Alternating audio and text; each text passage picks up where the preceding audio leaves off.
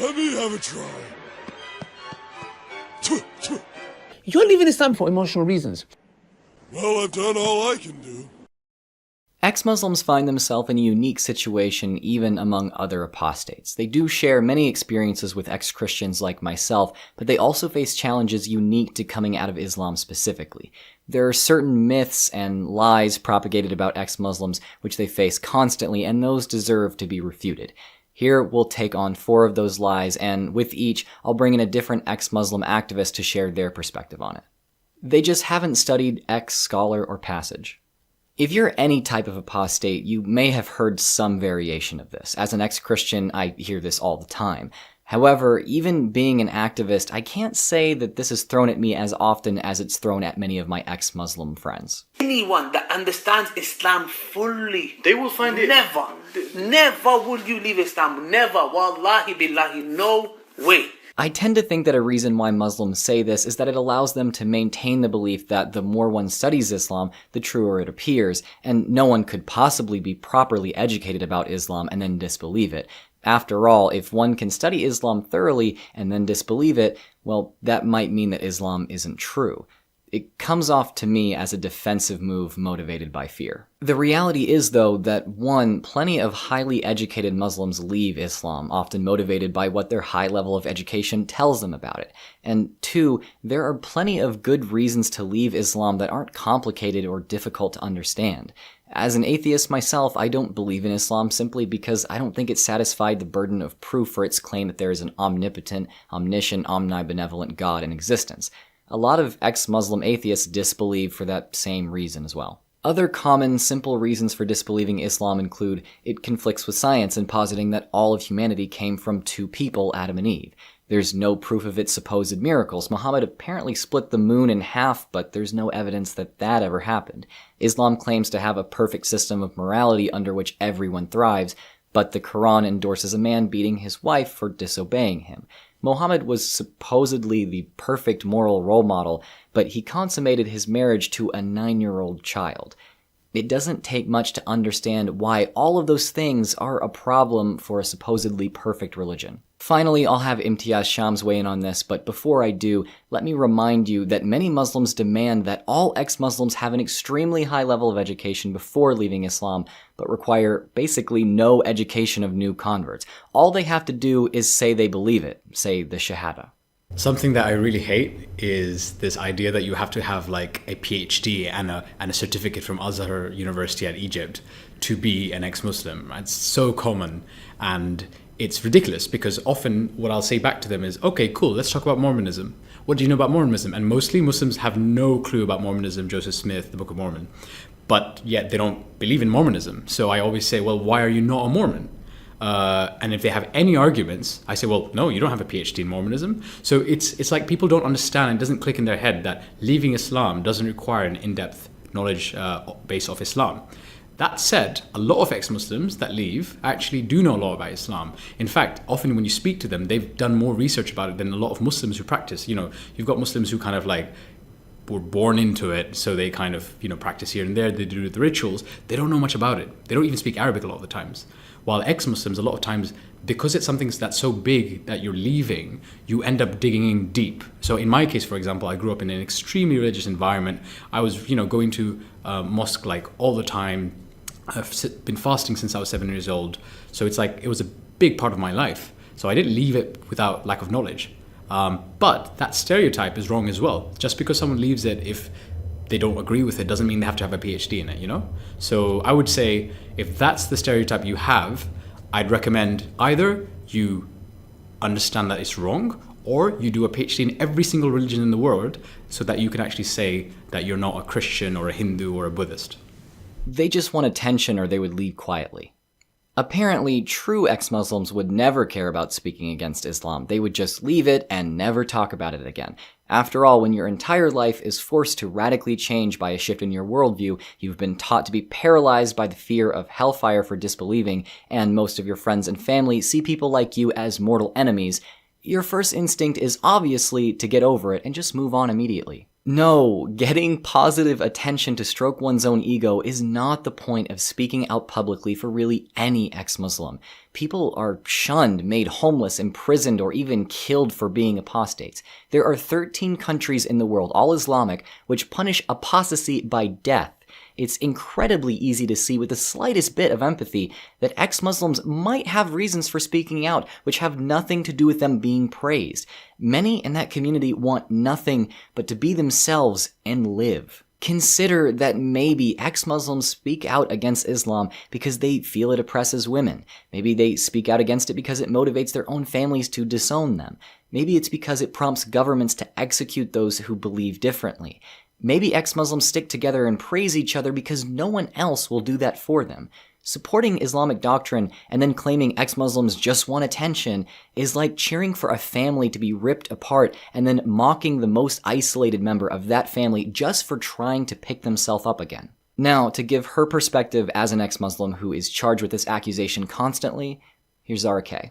What kind of attention are we talking about? Most of it has always been negative and a backlash.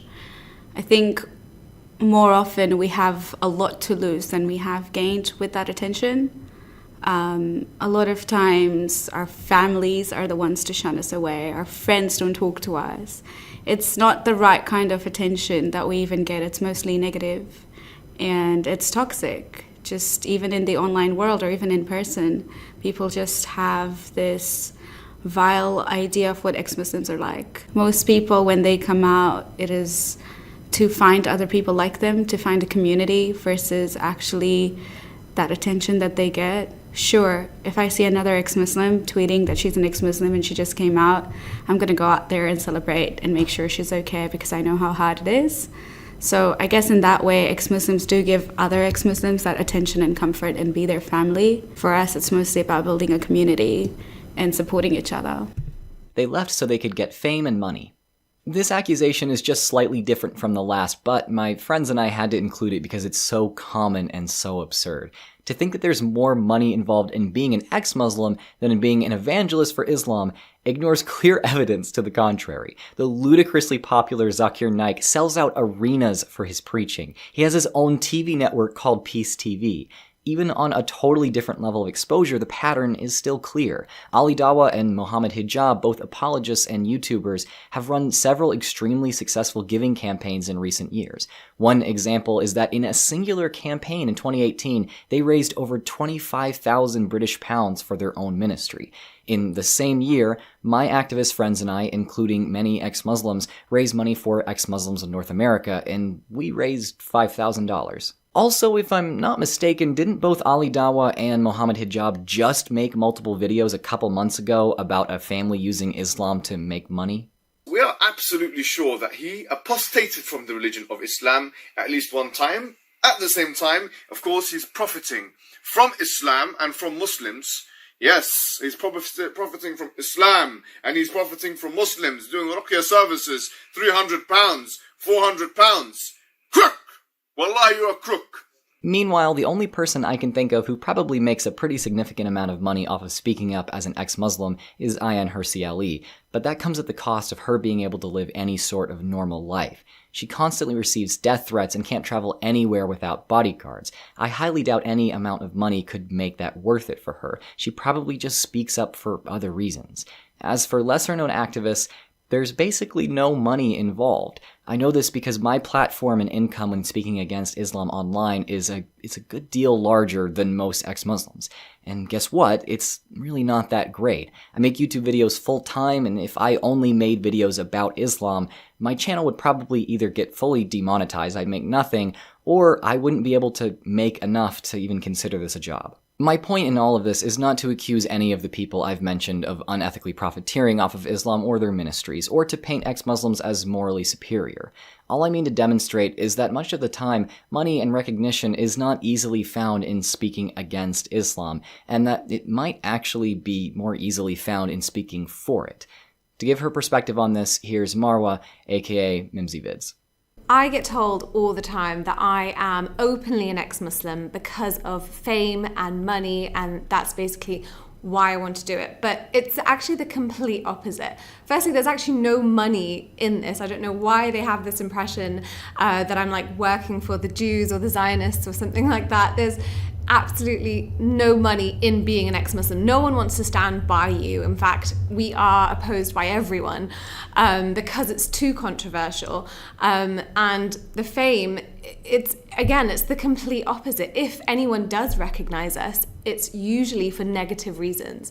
And the amount of hate we get completely trumps any sort of positive fame that we might get or that people expect we would get. Most of the time, Muslims that leave their religion become shunned by their families and don't actually have anyone to stand by them. And they actually have to go to organizations and get help because it's such a traumatizing experience to be abandoned by everyone.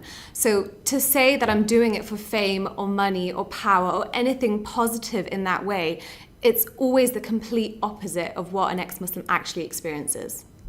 They leave to gain acceptance from white or Western people.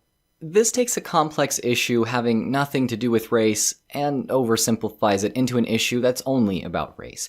Having come out of my family's fundamentalist Christianity, I've seen how difficult it is for some people to accept that their loved ones have made a calm, rational decision on leaving religion rather than a frantic, emotional one. However hard it is, though, there's no excuse for hearing someone's reasons for leaving religion, refusing to believe them, and then completely fabricating different reasons why you think they left. If someone tells you about the scientific, moral, or philosophical reasons they left Islam, and you then posit that they just left to please white people, or anyone else really, you're not listening. If someone leaves or joins a religion just because of some kind of racial pressure, that is a problem. That person has probably been unethically coerced.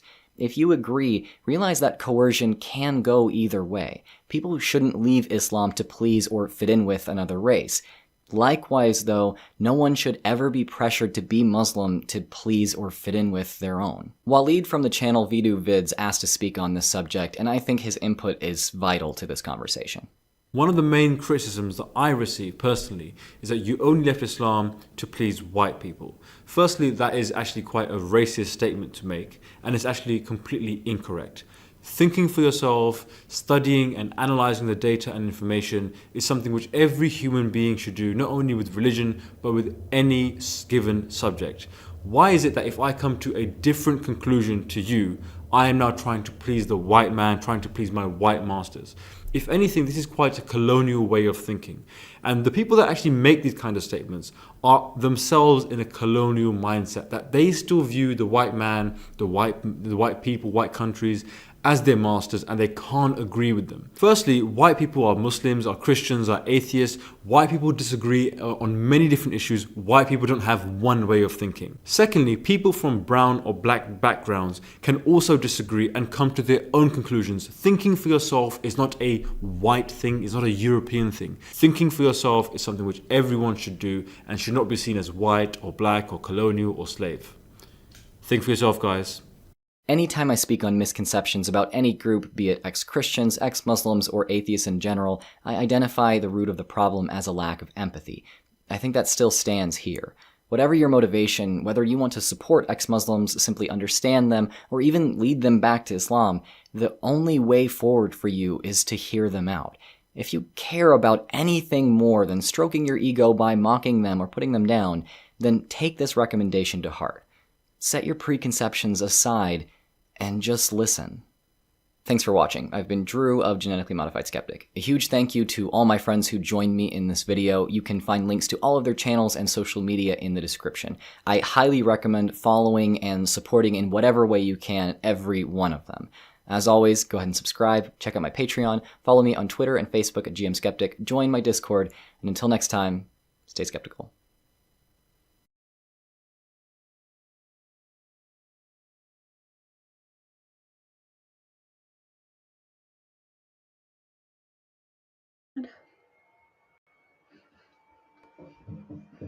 Hello. Oh my god.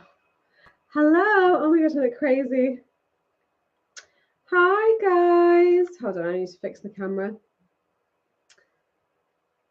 Sorry, I had to set up another video, so I hope you guys can all make it to this one. Sorry, I should put that up slightly. Oh, there is a bit of a thing with my glasses. There we go. If I look down, it might be okay. I'll just wait for a minute so people can join. Oh my God, this is like curly girl hair problems. Like, even when you straighten your hair, it wants to be curly. Hello. Has everyone figured out to come to this video? Sorry guys, technical difficulties. We live in the middle of the countryside, and yeah, we've just been having a few problems with our internet. So I don't look so, oh my God, I'll be disheveled. I'm like on soccer mum duty today. So, oh dear, everything's shaking. I've got my tea, by the way. I love how everyone in the chat was like, I think she's probably gone to get a cup of tea. Apparently I'm world's greatest dad today, but I couldn't find my mummy mug, so. Hi, ¿cómo está? Did I say that right, Mimsy? Driving and heading to the gym. Oh my God, take me to the gym with you. My bestie likes to listen to my live streams, who is Jimmy, who actually, Jimmy really wanted me to mention him. Also, I have multiple besties before my besties will come for me. But yeah, Jimmy likes to listen to me at the gym. So this could be like a new thing. You guys could just, you know, put your headset on and, oh my God, I think I just got a message from Jimmy. Is he watching? That's so funny. He got upset with me when I was talking about my OG fans. And he's talking about something else. Right. He's probably going to watch this later. But anyway, I just wanted to say he really wanted me to mention that he is my biggest fan. And yeah, I do appreciate him. And I appreciate all my lovely friends. You know, guys, I always talk about like when you, especially when you're an ex-Muslim, but just generally in life, like you need your people. And like I kind of, yeah, do you know what? We had a really big bonding experience over, oh my God, why is this such a, I don't know how to, the glare is a bit intense. Maybe if I don't know how to stand or sit even. Sorry guys, there might just have to be a glare so I can see. Or should I just take it off? Then I'll do a lot of this, but maybe I should just do that. I'll just be like, all right, I'm just going to squint, guys. It's going to happen. Anyway, yeah, I was just going to say it's really important to find your people because life is hard and there's so many ups and downs. And I feel like I've had a lot of difficulties. I think my hardest points in my life were probably my childhood, and then around the time, well, it's difficult to like put them all into, but yeah, so different things. And then around the time that if anyone doesn't know, I had like this massive mental breakdown before I started YouTube, actually. That was a really hard point. And then I kind of felt like after that mental breakdown is when I actually went into the world of mental health and became a counselor and a coach. And that's what really kind of opened up my eyes to a whole other world. But also I had like dips of moments, like for example, when I was just about to have a baby, I was really worried because if anyone doesn't know, I didn't really have a good relationship with my own mum. And I was raised by a single dad. And I was really scared about being a mum. And that was like a big deal for me. But obviously I've got the most amazing, supportive, beautiful human being that I'm married to, which is my husband. But also, by the way, can you guys hear me okay? But also, these friends like that came into my life, like, you know, Jimmy Bangash and Zara Kay and Ali Malik and Kieran Nawaz. Honestly, they're amazing. And I just don't know what I'd do without them. And like, even just like my like friend Zara and her boyfriend literally flew from Sweden for my son's birthday party. And I was like, this is love, guys. This is love.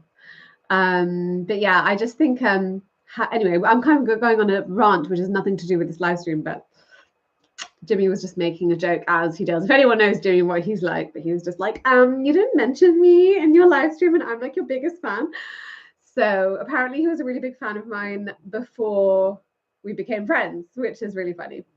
But yeah, so honestly, guys, your people is everything. They will help you through, like, no one has got their shit together completely 100% of the time. You can have your shit together for like a good 90%, 80%. That's if you're like really, you know your stuff, you've gone through therapy, you've gone through all the journey. But like whenever you have those dips of like scary situations or a new situation, having your people and that support is like, there's nothing like it. And I just really appreciate the people in my life, those people that I've mentioned, and my siblings as well. And yeah, I would say those are the core people, and obviously, and my husband. So yeah, those people got me through a lot. So anywho, moving on. Hi people, I hope you guys have made it over here. Sorry about the delay. I asked you guys, what should we do a live stream on?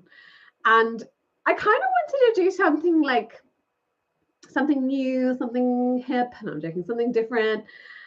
And then everyone's like, leaving Islam. Like, really? Okay. I guess that's what my channel's been about primarily. So I guess everyone wants us to be talking about it still. So hi guys. Sorry, I don't know what language I'm speaking in right now, but okay. Oh, I've already got some questions. Okay. Okay, well, let me see those questions and then I'll get to the questions that I got from Instagram, okay? So what was that first one I saw? If you could, sorry, I don't have my glasses, so now I'm doing this. If you could magically make any current Muslim an ex-Muslim, who do you pick? That's a funny question. That's a really interesting question.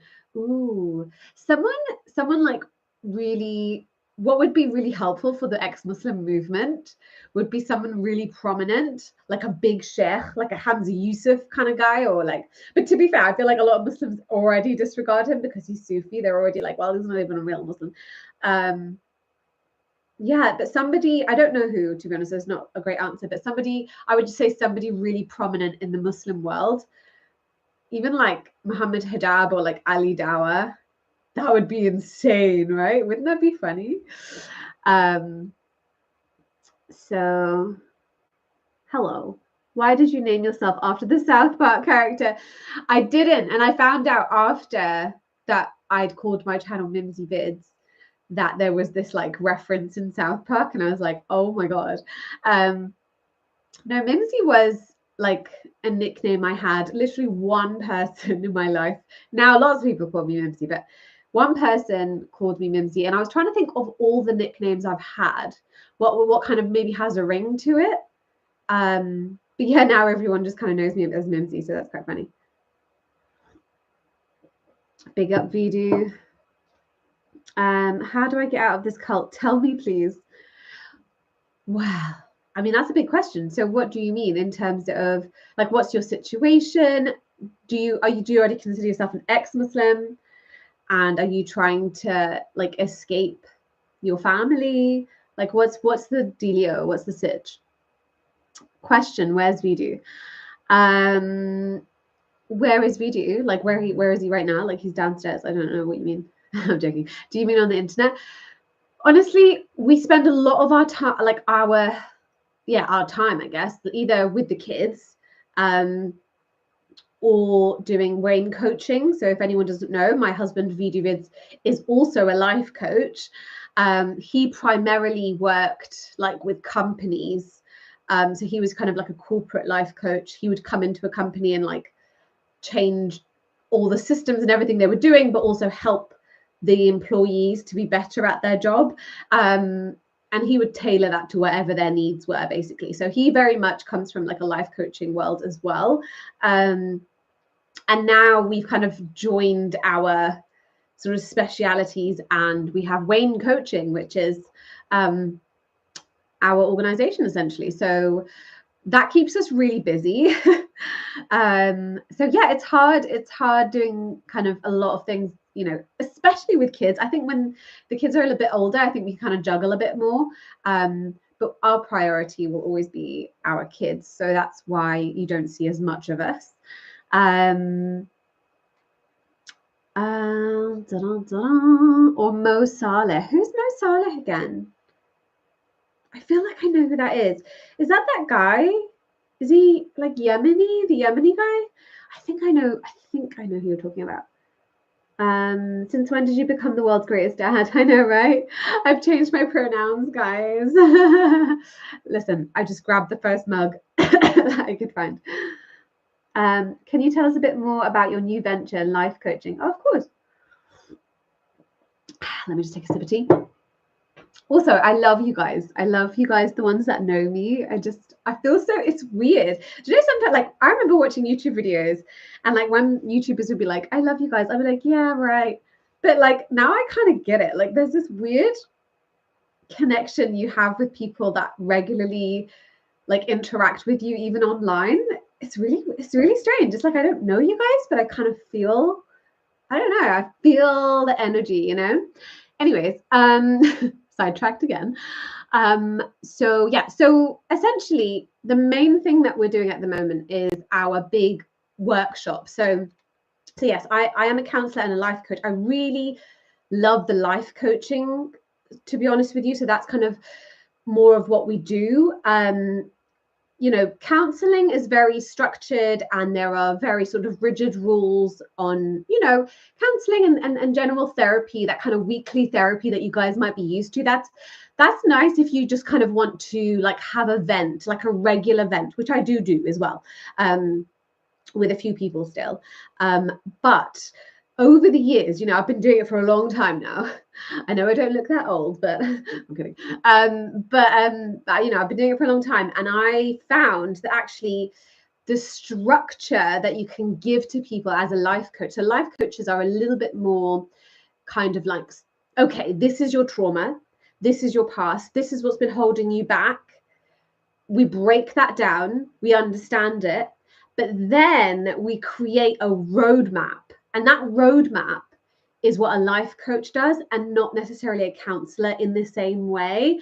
And that's what I think is so helpful. And I found that really helpful. And I was seeking that for such a long time. Like, okay, now I understand everything that's happened to me and why I've been thinking this way and feeling this way. But now what? You know? And so the way that we kind of help people is that we give them a structure to their literal life. Obviously, we tailor it to you and your life and what you can do and what you want to do and what your goals are, your ambitions, who you want to be, all that stuff. We kind of actually break it down. It's very, very structured. So it's hard to describe to you, because the workshop is 6 hours over 2 days. And we literally break down every part of your life.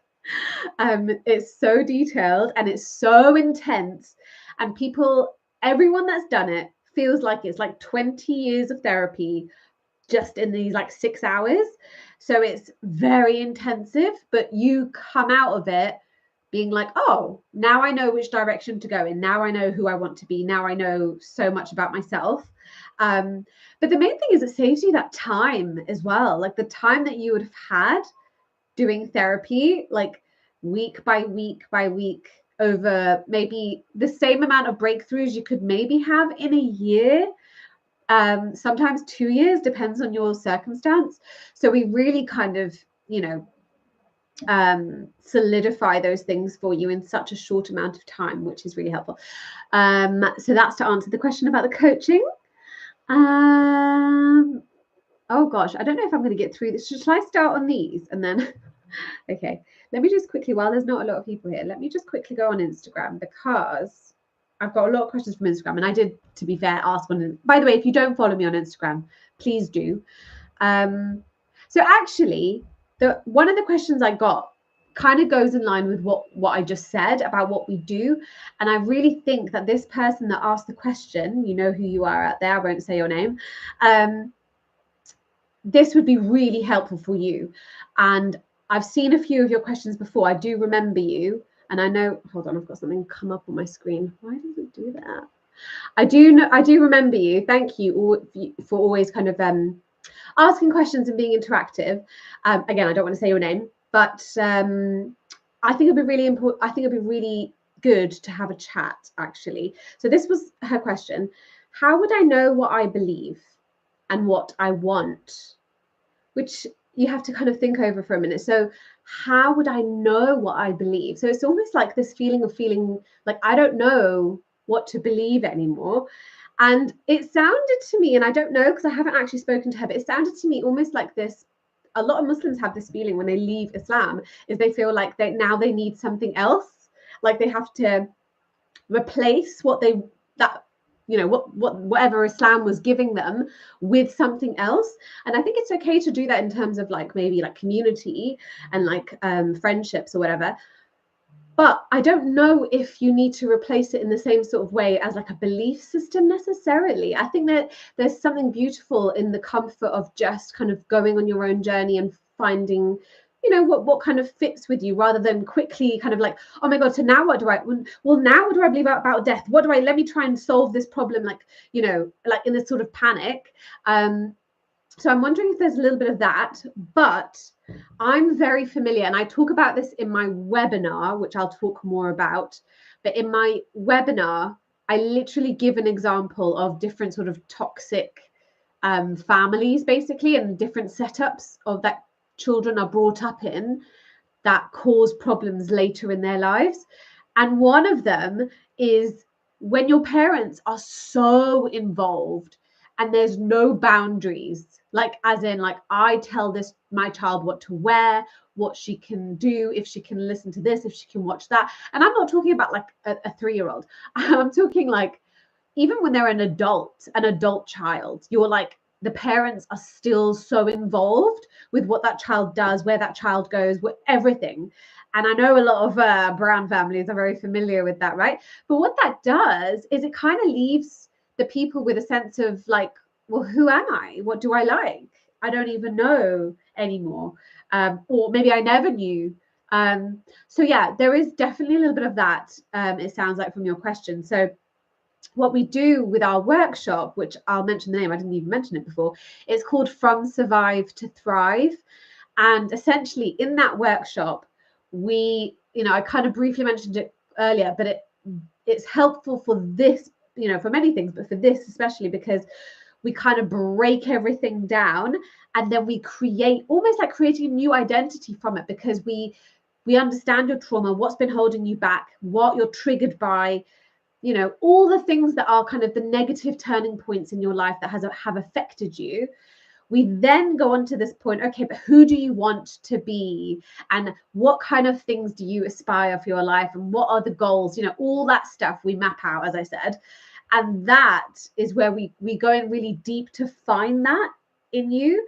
And so there might be things that you don't even realize. And then actually, because it's so structured, we're able to kind of bring it out because we have very specific questions.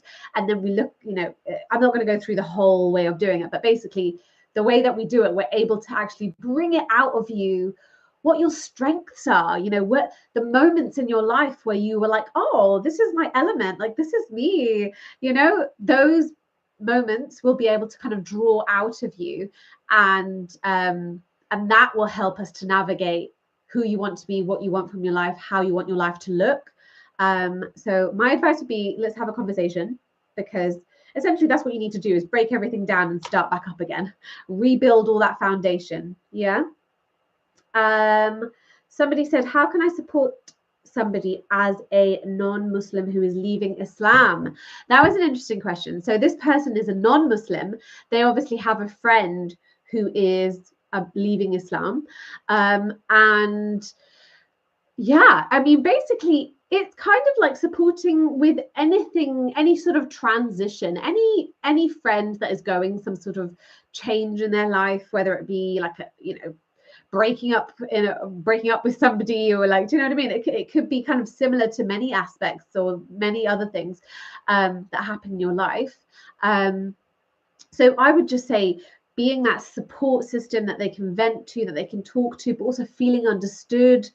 Because when you leave Islam, you feel really lonely and misunderstood as well. And, you know, I don't know the whole situation of this person leaving, so I don't know what their particular struggles are. But I think finding out what their particular struggles are will, you know, just being that person that can listen as well, because that's another thing as well. It's like when you're an ex-Muslim, if you're in a family and a community that's very heavily Muslim, or very religious and cultural, it's very hard to just be heard, like really heard, not just like actually heard, but like just like, okay, this is difficult for you, this is what's going on.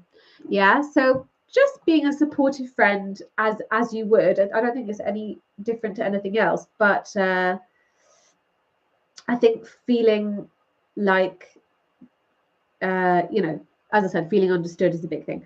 Sorry, I'm just reading those questions as I talk.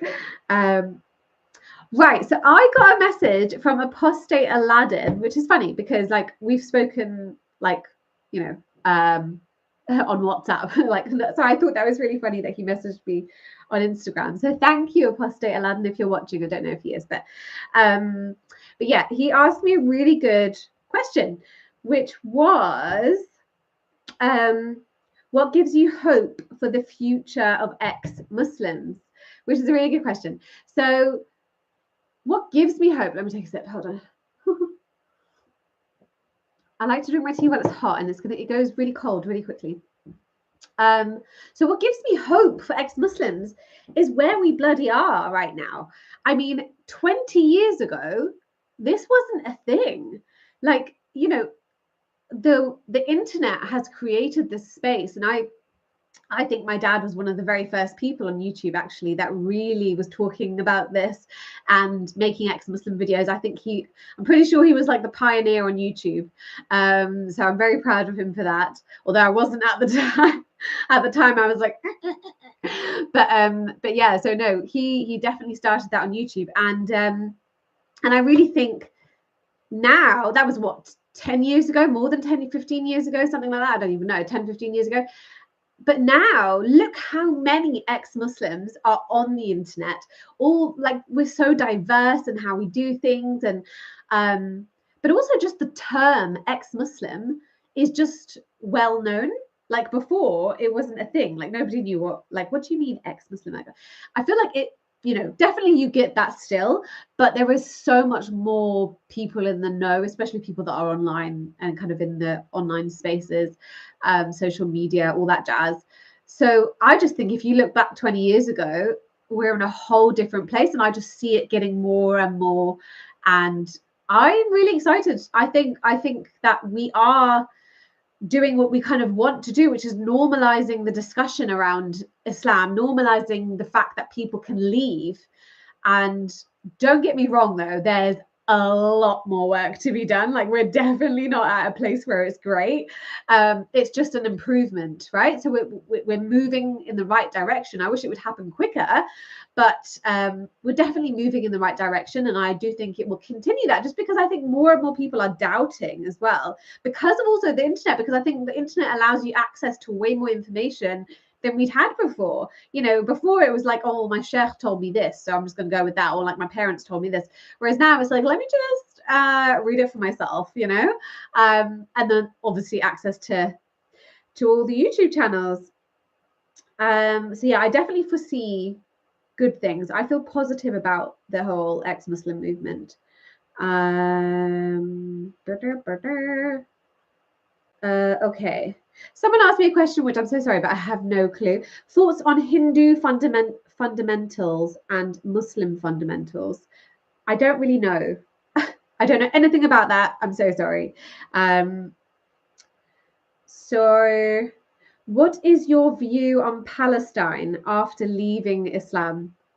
I thought that was an interesting question about the way it was phrased, because it's after leaving Islam. And I definitely think that's a topic that I will come to your question. Sorry, I will look on the chat in a minute. But yes, so when I was a Muslim, I was, you know, very much kind of like Jews bad, Israel evil, and Muslims did nothing wrong, and you know, or as you would imagine, I think, and I think a lot of Muslims still, well, definitely a lot of Muslims feel this way. Actually, funny enough, okay, funny story, also true story. I literally had a chat with somebody who's actually like a really old friend of mine. I won't name any names, obviously, but it's just so funny to me. I was having an Israel-Palestine brief conversation, and I knew that they were somebody that I could, you know, it wouldn't get too heated. Sometimes you speak to people and they're like, I'm never going to speak to you again because of your views. And it's a bit like, come on, we can disagree. And, you know, I disagree sometimes with my best friends, and with like literally the closest, you know, we could ever be. So I knew this person would be a little bit more like that. But what they were saying was really interesting to me. You know, I was kind of talking about I mean, we won't make this a whole Israel-Palestine video, by the way, but just briefly. I was saying that, you know, there were things when I was a Muslim that I didn't know about. Like, I didn't know that money was given to Palestine as aid, and it was used to build a tunnel rather than feed people. I didn't know that, like, the amount of times that Israel's tried to make a treaty to try and, you know, be like, okay, can we just make some sort of agreement? And that those were denied continuously, and that Palestine are just actually refusing to accept Israel as a state. So there were things that I didn't know. It's not even that, like, I was obviously on the side of Palestine, and I think anything that I did think or hear, I just thought was like lies, because Israel are evil and Jews are evil, and that's just how I understood it, to be honest with you. And this person was like, well, you know, that Hamas had built that tunnel. Hold on, this is really funny. Hamas had built that tunnel because the Jews basically told him to do that, so that the Jews could be like, look how bad Hamas is. This is why we have to continue to bomb you. So I was like, so even the bad things that Hamas has done is still Israel's fault. I was like, wow. I'm talking to a Muslim person, by the way. And I was like, this is so, like, so there's like Hamas and like basically Palestine as a state, you know, political state, have done nothing wrong. Anything that they have done wrong is also Israel's fault. I was like, this is funny. And then I was having a chat with somebody else, and they were like, oh, they talked about something completely different. And they were like, yeah, all these Israelis, like, they bought these companies and they're like doing this. And it's to do with like another country, not to do with Palestine. And I was like, so everything is Israel's fault. Everything is the Jews' fault. And I guess I didn't think about it too much, but I guess I kind of would have believed that, because Jews are evil, apparently, when you're Muslim. But then obviously when I left Islam, I was like, hold on, we can't think like this. You know, it can't be that black and white. It's not like good, evil. I just don't think it is that black and white. But also, I don't think, yeah, in the same way, I don't think Israel's all good. I think they fucked up in many, many ways, and I think they've done crazy shit. But I feel like what we need to do is come to some conclusion, some kind of ending, like something needs to happen. Like, we're here now. You know, also something I didn't know is that there was a war. That's something I really didn't know as a Muslim, that there was an actual, like, you know, I always used to say, well, Israel took Palestine because Britain, and after the World War II, they gave it to them. Like, how is that even fair? It's not their role to do that. That shouldn't happen. Which, by the way, a lot of countries have that's happened all over the world for many countries, which it isn't good, but it's not like the only one. So I used to say that a lot. And then just happened to be, when I looked more into stuff, I kind of realized, that the Jews were like, well, look, this might have happened, but let's have a war, like a battle, to kind of decide who gets the land. Which, again, I don't know if I agree with that either, to be honest with you. But I didn't know that. I didn't know that had happened.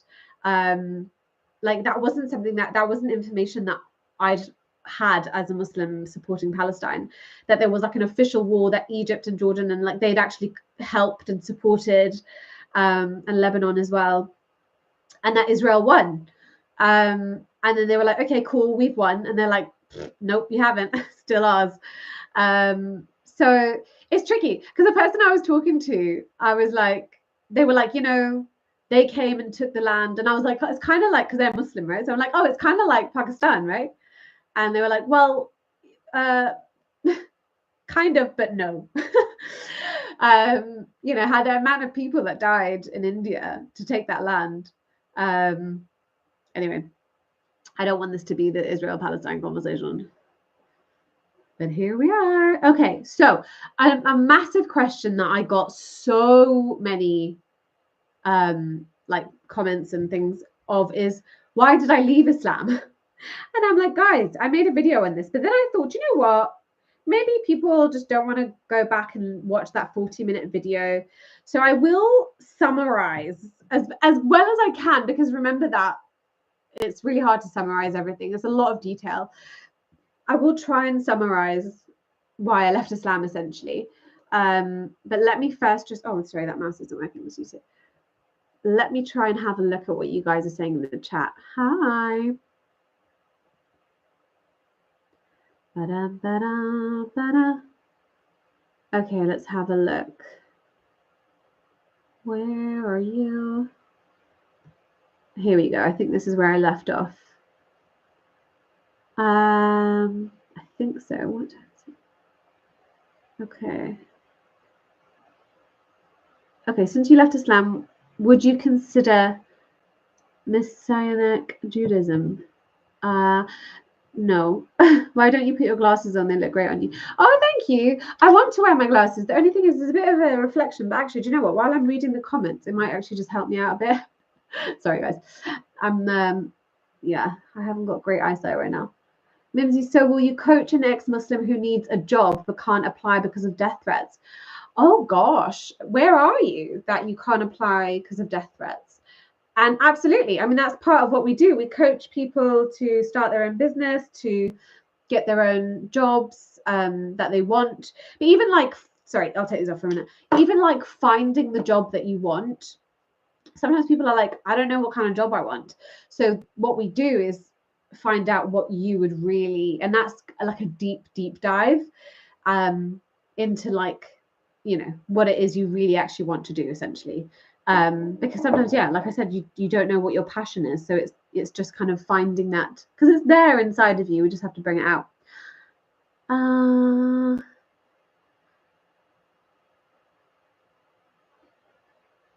Okay. Are you still friends with Muslims? Yes, I do have some Muslim friends. Not as many as I did, obviously, because I had a lot. But there are a few people. Our relationship isn't necessarily the same, but yeah, I still have Muslim friends. But I'm not as close to them, I have to say, just because, you know, it's well, I suppose a couple of them I am, but it depends on so many things. Because sometimes it can be tricky, especially if they're always trying to bring you back. It's like, they're like, oh, did you hear that, like, this amazing verse? I'm like, yeah, I'm good, B. Have you heard anything from Lubna after your video? Yes, I am going to be doing a video with Lubna soon. She reached out, actually, which was very lovely. And I just haven't had the time. It's been really crazy over here. So we will be doing a video very soon, I believe. I don't know when she's going to upload it, but we're doing it very soon.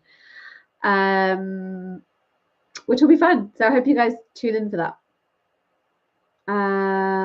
I don't know if it's going to be live, actually. I think she's going to pre-record it and then play it. I think, or then upload it, whatever. Have you heard it? Yeah, sorry, I would swear that one. Oh, I didn't put my glasses. It's fine. Yay, one of the world's smartest. Oh my God, you're so cute. Wow. Thank you. Please discuss your experiences of spirituality. Spirituality is a really interesting one.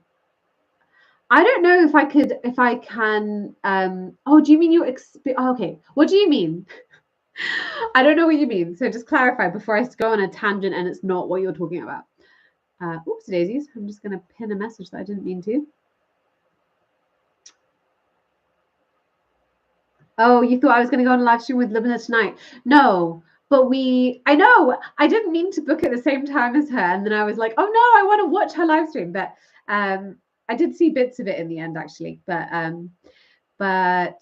I'll watch it back. But yeah, we're gonna do something together. It's my fault. It's not hers. It's my fault. She reached out, and I was like, I'm kind of busy. There's so much going on. Also, I was really sick the other day. Anyway, not that you guys need to know. A question: if you only have two choices and you must choose one, which you choose for society? Oh, Jesus Christ's teachings in the Gospel, or Muhammad's teachings in Sahih Hadith? Oh no! The thing is, I don't know if I could do this justice because I don't know the Gospel that well. So I don't know if I could answer that question properly. That's a tough one. My gut is saying, the only thing is, my gut is saying Christianity, but only because if you look at Christians compared to Muslims, but if we're talking about the books itself, I feel like I can't answer. But if we're talking about like Christians who, like, let's just face it, like they don't follow everything to the T the way that Muslims do, right? So sorry, 1 second, I'll be right back, guys. I just have to get something. Sorry, one sec.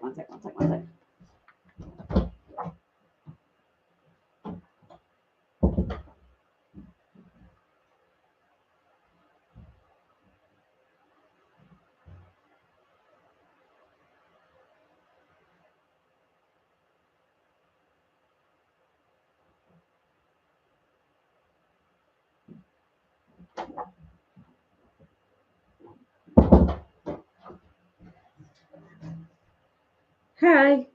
Okay, you guys saw my PJs. Hi. Right, where was I? Now you've left Islam, do you have a new philosophy? If it's like in terms of a religion, then no. Oh, I've got Buddha behind me as well. I just liked that Buddha. I thought he looked really calming and relaxing, and I like to meditate, but I'm not a Buddhist. But if I was talking to my dad about this the other day, actually. I was like, if anything, because he was like, it's nice for people just to have something. And I was like, yeah, but Abrahamic is so restrictive. If anything, the idea of like Hinduism and Buddhism is more appealing because it's so flexible. It's like, it's not, when I think of a religion, I understood it to be like the way Abrahamic ones are. It's like you follow this, or otherwise you go to hell.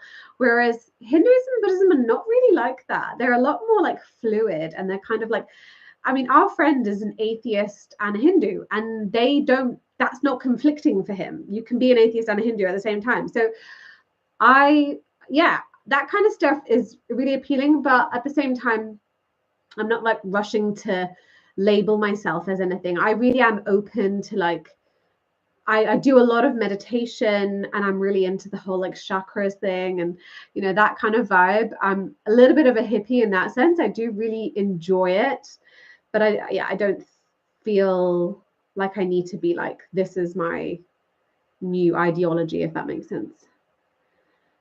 Were you watching your dad's videos when you were still Muslim? Yeah. So if you guys don't know, sorry, I always assume that you guys just know because I've said it online before. But yeah, basically, when my dad started to upload videos and speak openly about what he thought of Islam, I was incredibly embarrassed. And I also was like, I need to get married, and Waleed's family are gonna be like, is this your dad? And maybe no. The thing is, Waleed, by the way, is Pakistani. So I was already, and I'm not Pakistani, so I was already having to like prove myself. And my parents are divorced, which is a big deal for these types of Pakistanis. Maybe not every Pakistani family, but it's. Oh, sorry, I'm moving my leg and shaking it. Stay still. So I felt like I was already on the back foot a bit. So that was one of my concerns. I was like, Waleed and I want to get married, and I feel like, they're just going to be like, nope. And then we're going to have to elope because we're going to get married either way. But I'd really like his family's like approval. So I was so scared about that. So I did make him take them all down. And that was the main thing that he actually took them down at one point. He put them back up later on. But he did take them down at one point because I was like, you're literally going to stop my marriage. Can you take them down? And then he was like, oh, okay, fine. But I also felt like, I remember commenting as well and having, it's so funny because those like haters that comment on ex-Muslim videos, I remember commenting and being like, well, you're supposed to see it in this way, and like Allah has blah blah blah blah, like Allah knows best, and I don't even know what I said, I can't remember, but that kind of thing, you know. I was trying really hard also to just bring him back and give him the answers that he needed, because I felt like he was just confused. And because my dad had had depression, really bad depression at that time, I just understood him leaving Islam to be down to that, rather than to be this kind of logical explanation that he just didn't agree with Islam. I just kind of, you know, bunged it all together as he's having an emotional mental health breakdown, and this is kind of part of that. So I was kind of also really like, this is leaking out into the public sphere, can you not embarrass me? Which is so sad as well for my dad. Now, I've apologized a lot to him, so don't worry. But it's so bad because I literally made him feel so bad for doing those videos. And I remember actually sending them to Waleed and being like, can you help me to like bring my dad back to Islam and like help me answer the topics, the questions that he's got? Because also Waleed, even at that time when we were quite young, he was quite knowledgeable about Islam. And I remember him coming back and being like, yeah, I don't know. Like, I don't know what to come back with. And I was like, what do you mean? So I'm like, okay, so we just need more knowledge. And that's actually a big turning point for Waleed and I. We, not just because of my dad, but we both were just people that were very like interested in studying, and we were a bit geeky anyway. So we both were like delving really deep into like finding answers in Islam, understanding Islam. And that was the beginning of the end. Duh, duh, duh. Anyway, sorry. Is your in-law still Muslim? Yes, they are. What do they think of you as an ex-Muslim? They're not happy about it, I'll tell you that. Yeah. To be fair to them, even so, they could have been a lot worse, you know. And I know some stories of just family members being really awful, and they could have been so much worse. I think what's saved us essentially is that they are very cultural Pakistanis, and I think for them culture and religion is kind of the same thing. So it wasn't like, I remember my mother-in-law even saying to me like, oh, there's a whole story, I won't go into it. Basically, I was trying to set up my cousin who's very religious. My family are more religious than their family is or are, because they're not as cultural, whatever. Anyways, so I was trying to set up my religious cousin with a cousin of Waleed's, and I had just found out, I was doing like, you know, there's proper auntie, like, let me find you a husband, don't worry, I'll find you a nice husband, don't worry, it's going to be very nice. So I was like, oh, Waleed's cousin, and then I found out Waleed's cousin like doesn't pray, and that was a big deal. Like, we prayed 5 times, okay? You do that. That's part of that. That's the whole thing, okay? So I was saying to my mother-in-law, like, he doesn't pray. Like, my cousin's not gonna, like, she needs someone that does Salah. Like, what is this? And she was like, oh, don't worry, it's fine. Like, you know, and my husband doesn't pray. And so they definitely have a more relaxed approach about some things. Like, for me, that was a deal breaker. I was like, I need somebody that prays. So yeah, different perspectives for sure, and they did not like it more so, as I said, because it's a cultural thing. It was more so, they even said to Waleed and I, like, you can leave. You don't have to be Muslim, but don't tell the freaking world about it. Can you just shut the hell up? That was what it was about. It wasn't even about us not being religious. It was about us going online and being like, hi, we're ex-Muslim. Hi, guys. We're the ex-Muslims. They were like, beta. So it was a little bit more like that stuff. But to be fair, they've still been like really cool in some ways. You know, we're not gonna go into the deep too much. Oh wow, okay, I've missed so much. Oh, here we go. Will you be voting for the Reform Party? I don't know. Sorry, that's not a very nice answer for you, but I don't know.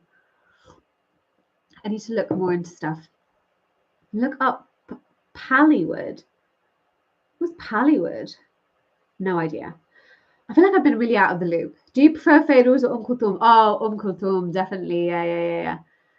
Definitely, 100%. I do like Feiruz, but I'm sorry. She's the queen. I like how Israel is an apartheid state because because they don't give Palestinian citizenship. But these same people don't want Palestine to be part of Israel.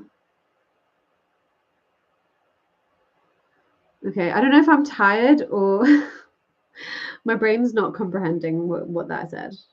I am tired as usual. Hi, don't follow you, but good luck with your future. Oh, thanks. That was really sweet. I love it when people can just give out positive energy like that. Beautiful. Thank you. Thank you. I go American all the time. Guys, I try to stop it when I'm online because my friends told me to stop doing it. But I do it all the time. Like me and my sister. Does anyone else do this? Because I've heard that Americans do a British accent. I've known a couple of Americans back in the day that used to do like British accents, like taking the piss. Like me and my sister, we'll literally call them like hello. Yeah. Like annoying Californian accent. At first, Willie used to get really irritated by it, but now he's so used to it, he doesn't even blink. I'm like, oh my God. So basically, we do that all the time. And sometimes it leaks out when I'm on a live stream. So I apologize, but it's just funny. It's because we watch a lot of American TV. I remember one time I was sick and I spent a whole day. This is like when I was a kid. I spent the whole day watching American TV. I don't know what it was. Like I'm a early 2000s kid, so I was watching like Sister and like Kenan and Kel and like Sabrina the Teenage Witch, all that jazz, right? And I was just literally, my siblings came home and I was full American. I was just like, I couldn't even, my accent was gone. I was like, oh my God, guys, basically. And they're like, who are you? Anyways, true story. Mimsy, another ex-Muslim whose name is Yasmina Ali. She is an atheist, but she dated and married a Jew. They have been together and married for 10 years. Amazing. There's a subtle hint to which religion she would probably choose if she had to in the background. Oh yeah, the Buddha. No, I just really think he's cute. I think I got him from like a pound shop, and I'm not a Buddhist in any way. I just kind of liked him. He's our friend. He's cute. We call him Buds. Buds just hangs out. Sorry if that's offensive to some Buddhists. Anyways, I don't know what's happening in the comment section. I don't know. Why didn't you just remain, I think that's to say, Muslim, but be like a liberal, secular, progressive Muslim? That's a really good question, Solomon. A very good question. So why didn't I just stay as a liberal Muslim? The reason, okay, a lot of people do this. They completely, in fact, I know these are the Muslims that I kind of am friends with as well, because they can be friends with me because they kind of agree with me, but then they don't want to be like, I am not a Muslim. They in moments of pain or moments of difficulty or when somebody dies or, really hardships, they can still feel like they have the ability to turn to Allah in that moment and pray and, do the full-on Salah. I mean, I know somebody that like literally was drinking and doing everything, and then she was getting a divorce and she was khalas hijab Salah, and then she went back to like forgetting it again.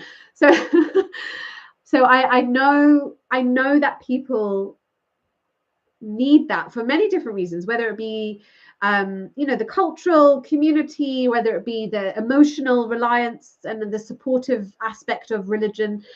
But I am I'm very all or nothing. And I think if you're my personality type, that is a really hard thing to do.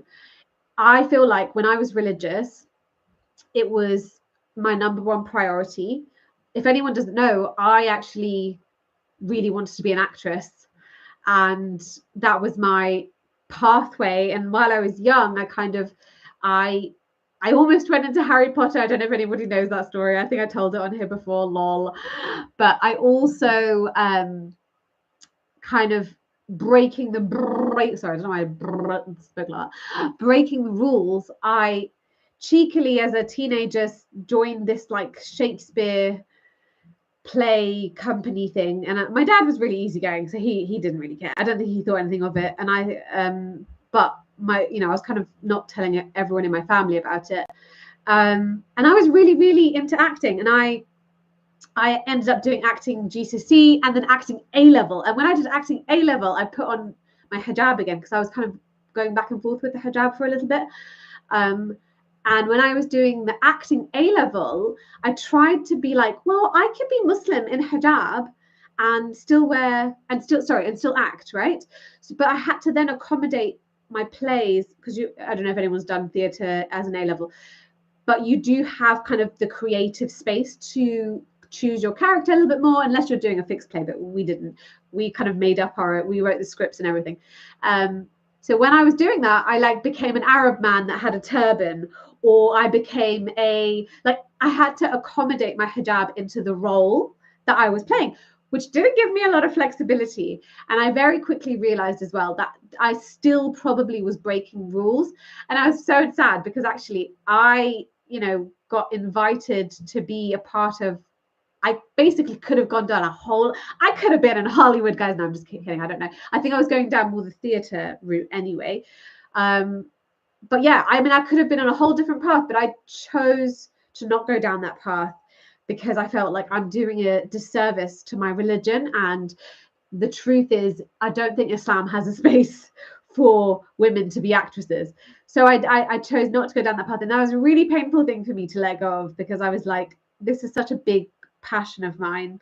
And I really, really enjoyed it. And the stage just felt so fun for me. And it was just, it was such a creative space. And I was that person that could just, anyway, blah, blah, blah. I'm not going to go into it. But anyway, I am that person that I have to do justice by what I stand by.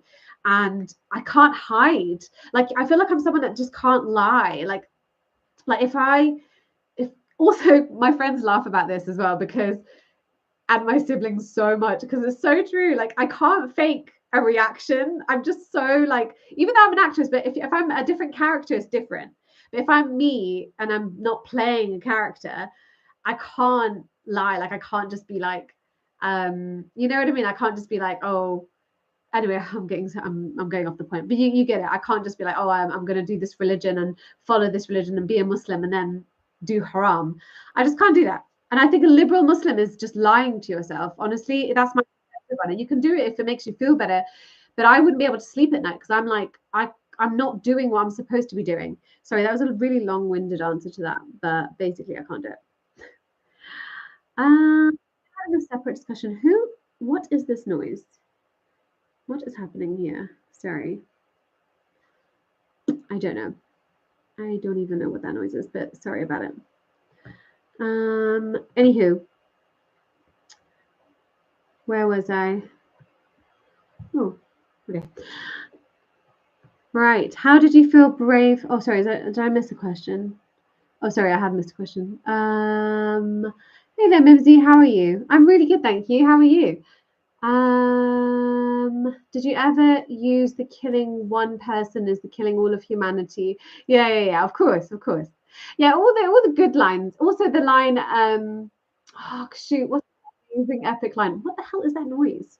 Sorry, my laptop is making weird noises. This is why you shouldn't keep a bunch of windows open at the same freaking time, which my husband loves to do. I can't do stuff like this, right? I think it's this. Let's close all these bloody windows. Who can function with 500 windows open? Tell me who. My husband. How do I can't even go. Oh, Lord. Oh, my God. I have to stop doing that. I've started to do this thing where I go, oh, Lord Jesus. And all the Christians are going to be annoyed at me. But I sometimes say it in really inappropriate settings. So I need to stop doing it. Okay. What was I saying? Oh, yeah. The line. There was a really good line in Islam and in the Quran that people love to use. It's something about you can, oh my God, my brain's too tired for this. What time is it? It's only 10.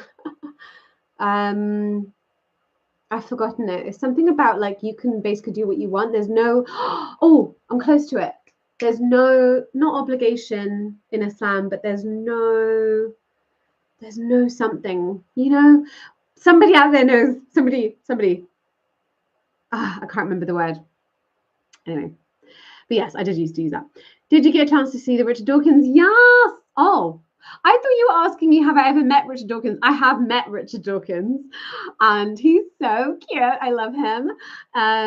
But no, I haven't seen that debate. I need to see it. Oh my God. But Richard Dawkins was at the last ex-Muslim event. He was like, everybody was like, hi, hi, hi. Such a celebrity. Me and Willie took a picture with him. We're like, we're such dorks. Anyway, how do you feel brave enough to come out as an ex-Muslim? I find it really hard. The only people I've told it to are some of my closest friends, and I regret that so much. Oh, that makes me feel really sad that you regret it. Is it because they're Muslim and they're quite judgy? I remember feeling like that as well, actually. I do remember feeling like maybe it would have been easier to keep quiet. But, you know, that whole thing about living this lie as well, because if your friends are like that, I don't feel like that now, because I now am surrounded by people that accept me for who I am. So I would say you need to think about who you're surrounding yourself with. And if those people are judging you because of your views, then I'm sorry, they're not it, girl or boy. I don't know what you are. Or we're not going to get into that. And then he watched the videos and left Islam. Wait, who? Did I miss something? Who was I talking about? I don't know what that's referring to. I went to the bottom. Haram Potter. Okay, yeah, you know what? Let me go down, because you guys are talking about what I've just spoken about. And now I'm going too far. Okay, no. I feel bad. I don't want to miss your questions. I'll go back up. Hi, welcome to my live stream. Oh dear. You know what, guys? It's an hour in, and I haven't even told you guys the main things, like why I left Islam, because everybody wants to know that. Do you guys want to hear that? Because I did get a lot of questions, and I've just always referred to, like, watch my 40-minute video. But I wonder if I could like speed answer that, because I thought, you know what, let me answer it, but like in a really condensed way, which I don't know if I can do. I'm actually just laughing at the fact that I thought I could do it in a condensed way, but let's see, maybe. Okay, Valley Girl. Yes, Valley Girl, exactly. Yeah. Like, I grew up with like Lizzie McGuire and stuff. Love those shows. Oh my God. I love chakra meditation. Ah, yes. Me too. Many Sufis in India do a lot of chakra meditation. Can you describe what it's like? I thought you'd like you. Oh, you're saying you thought I'd like it. Is that what you meant to say there? Yeah. I mean, honestly, just look it up, guys. Just start meditating. It's really just being able to, you know what? I am not as knowledgeable on it as actually the chakra meditation. I do a lot of mindfulness meditation, but my really close friend, who I'm mentioning a lot in this live stream, so he'll be ecstatic. But Jimmy is somebody that is really, really into this stuff. So I will get him on at some point, and he can just unleash. Next time I'm at his house, because we're actually going soon, so we'll go and get into his place. So when we go, I'll get him to talk about it with you guys. We'll do another live stream, and we'll talk about like spiritual stuff, because obviously you guys are like into it. What's your favorite comedy program? Ooh. I mean, it has to be Friends, guys. I'll be there for you. Sorry, I just had to. Sorry, my bad. I'm really cheesy, guys. So if you don't like it, you can leave. Goodbye.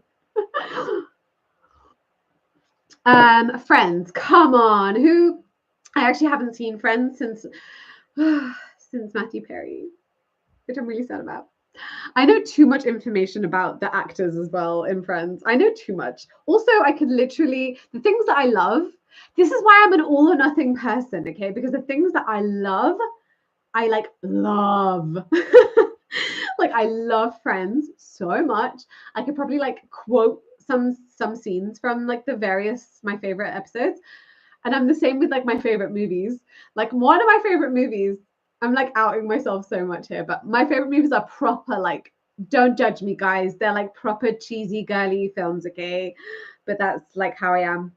One of them is like Legally Blonde, for example. Do you know what it is? It's nostalgic. Okay. When I grew up, I probably liked like deeper, like more intellectual, psychological, like, you know, adult films.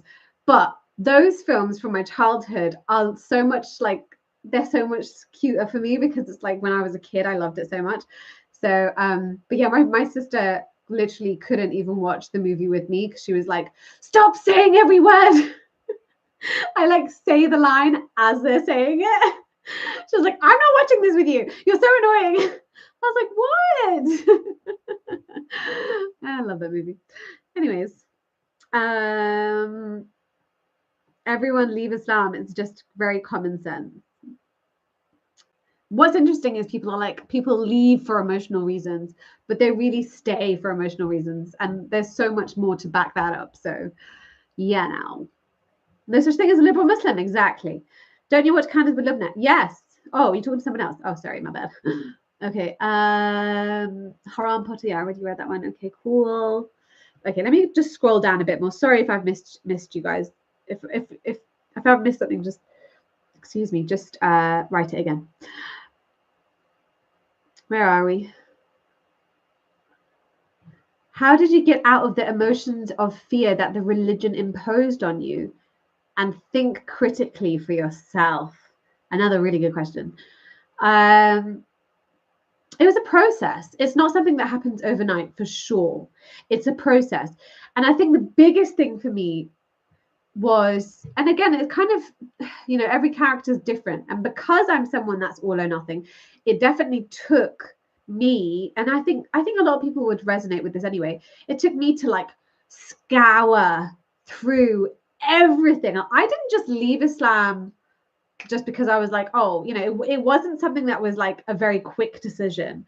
It was something that took me, it was over years of like really analyzing, going back, like, okay, let me just, this verse or the sex slaves or the things that I actually have written down so that I could do my brief overview. Those things, is there another way of interpreting it? Is there another way that this could be looked at? Is there someone else that has a perspective that makes sense? Like, it's just going over it and over it and over it and over it and over it till I get to the point where I'm like, there's no other explanation for this. But also when you deep dive into Islam, you see the things you disagree with, you end up finding even more. Like, it's just like, it's Pandora's box, literally. You're just like, oh my, hold on, I'm not centered. There you go. Okay. I didn't sort anything out in the background. Anyway, so yeah, it's just a Pandora's box, basically. You're like, oh, this doesn't make sense. This doesn't make sense. This doesn't make sense. Nothing makes sense. And then you're like, yeah, I can't do it. I love Legally Blonde. Yes. Donna Stamp, your last season Prada shoes are me, honey. They're not last season. He's gay.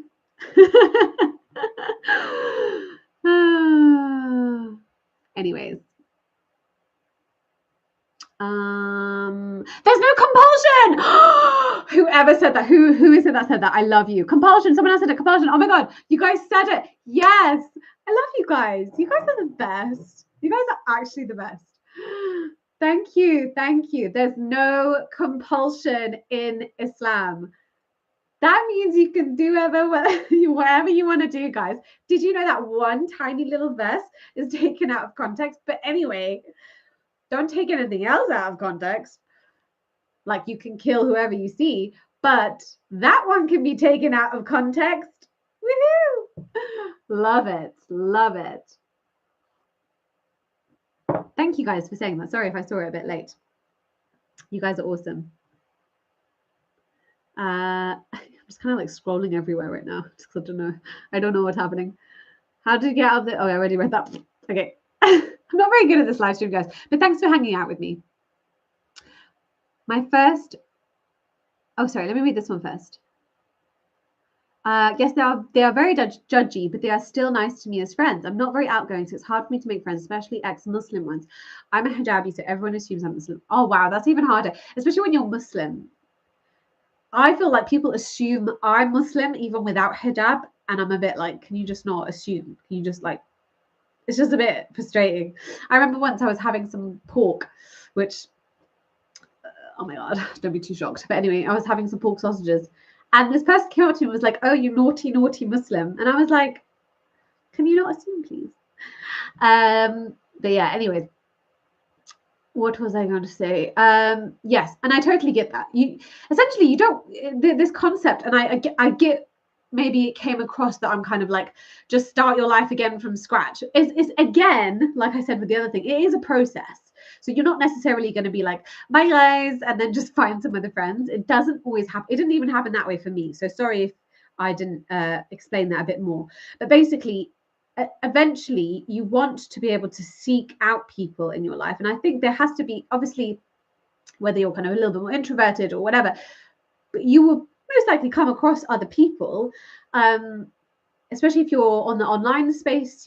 I would say make a little bit of effort to actually meet people that are a bit more aligned. Even if you maintain those friendships, having people that get you, like what I was talking about right at the beginning of this live stream, is having people that get you is so important for your like sanity, because you can like breathe. You're like, okay, people like hear me and understand me and I make sense. Because community and people is a vital thing, which again, doing a whole coming back round again to the other thing about being a liberal Muslim, is why I think a lot of people stay in the religion, because they don't want to lose that. But I do think that you can find that that feeling, that community. You just have to actively seek it. And yeah, you don't have to be like, bye guys, but at the same time you can kind of maybe have some more boundaries, maybe not talk about certain things with them that will just end up being a painful discussion. But yeah, I get that I'm not saying that they're horrible people. And that's the hardship with family as well, because they can often be like really loving and nice. They're like, we love you, we're doing all this for you. You just have to be a Muslim. That's all we're asking. And you're like, oh, well, they are really nice to me and they do take really good care of me. Which, by the way, that actually is a big topic that I talk about in my webinar. So if you guys haven't signed up for my webinar, please sign up for my webinar ASAP. It's literally next Wednesday. I talk about like toxic families and all the different issues that kind of might arise. We talk about the main common ones, but we do talk about really like emotional, emotional manipulation is a really big one. So emotional blackmail, love bombing, gaslighting, and then there's like the communication stuff, how families actually communicate things, and lots and lots of different things that come up for a lot of us in our families, and basically how to actually overcome those issues, and the importance of creating your new identity. So that really just means actually, how do I be the person I want to be? And I've come from this. I've come from all of this. How do I still do justice and be authentic? Be authentically myself, even though I've come from this very controlling background, or sometimes very neglectful background. So that's very much what my webinar is about. And I will talk a little bit more about what Wayne Coaching do as well. So definitely come along for that. Yeah, I will. Do you know what? I'll put the link here actually, so that you guys can just sign up. Let me just go find the link 1 second. Okay, maybe I don't know how to get the link. Okay, no, I do. Oh, here we go. Oh, see, I can do things. I hope this is it. Imagine it's not. I'm just like, here's a link, guys. And then it's like something else. I'm pretty sure this is it. You know what? Maybe I should check. Oh, my. I've got some freshy Bollywood song in my head right now that I was just about to burst out singing to you guys. Oh, my darling, I love you. Who knows that song? If anyone knows that song, you're a real Asian. I'm joking. I'm not even Asian. Yeah, this is it. This is it. I know what I'm doing, guys. I know what I'm doing. Oh, my darling, I love you. Okay. Here we go. Right, that is the link, guys, to sign up. That's the link to sign up for my webinar. This is the first time I've seen you. No way. Am I Moroccan? Yeah. So I'm Moroccan, Egyptian, and English. Hi, nice to meet ya. Do we have to pay in Mimsy coin? The webinar's free, guys. Free webinar. But for the coaching, it's not free. What we give is way too valuable. No, I'm joking. But I have, if you come to the webinar, you get, I'm going to give away a little secret here, but we give a massive discount because you're coming through Mimsy vids. And I always treasure my Mimsy vids crew. So if you do choose, I mean, to be honest with you, you could walk away from the webinar and just take what I give you in that webinar and you don't have to do anything else. But if you wanted to, we do give a discount as well. Are you into astrology? I am not, but I kind of want to be just because it's kind of funny. It's kind of like, are you into astrology? I don't know. I can't really get into it, but I find it really intriguing when people are like, this is like my horoscope and I'm this and I'm that. And I'm like, oh, okay. I don't know what any of this means. And I kind of feel like they're so general, aren't they? Like sometimes people be like, oh, because I'm an Aquarius. And so people are like, oh, okay, that makes sense. And I'm like, what does that mean? What do you mean? Anyway. Compulsion. Oh, I think that person's like a step behind. You're watching like what's happened before. Okay. Cool. So just give me 5 more minutes. I just need to Aquarius are visionary. Ooh, you know what? I'll take it. I will take it. Tell me more about Aquariuses. Is that how you say it? And I'll be right back. I just need to get something else. Sorry, one second. Sorry.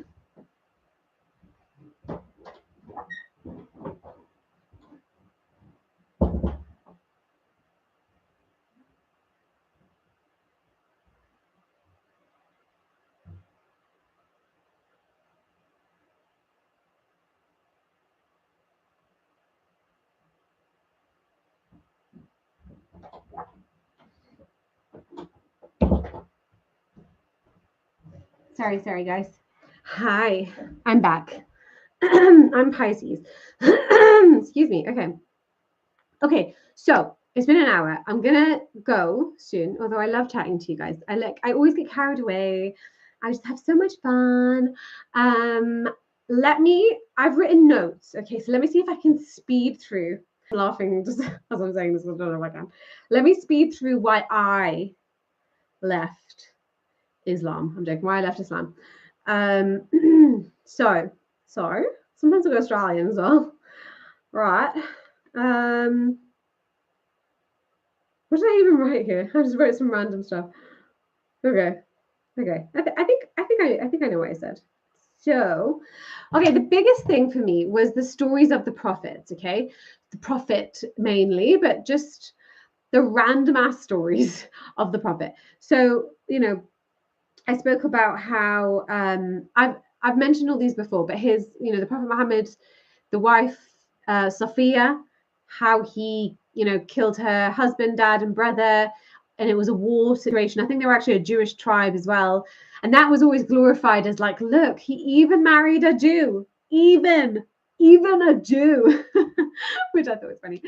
So anyway, the Prophet Muhammad married Sophia, and he consummated the marriage that night. So and that was quite a big deal because even his companion, I can't remember which companion it is it Abu Bakr? Does anyone know?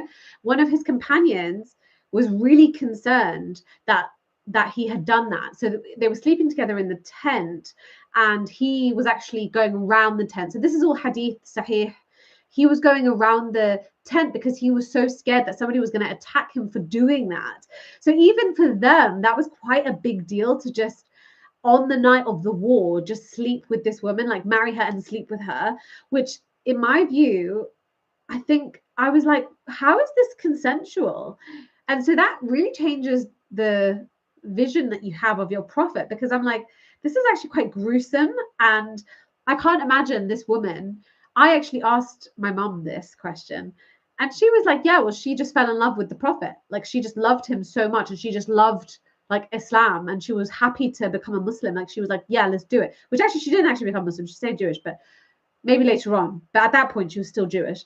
As far as I know, she didn't do shahada. So, but anyway, that was my mum who's still Muslim. Her explanation of that, and I was like, that's weird. I'm sorry, but there's no way that this woman's like, thank you so much for killing my whole family. Let's have sex. Like, there's just no way that happened.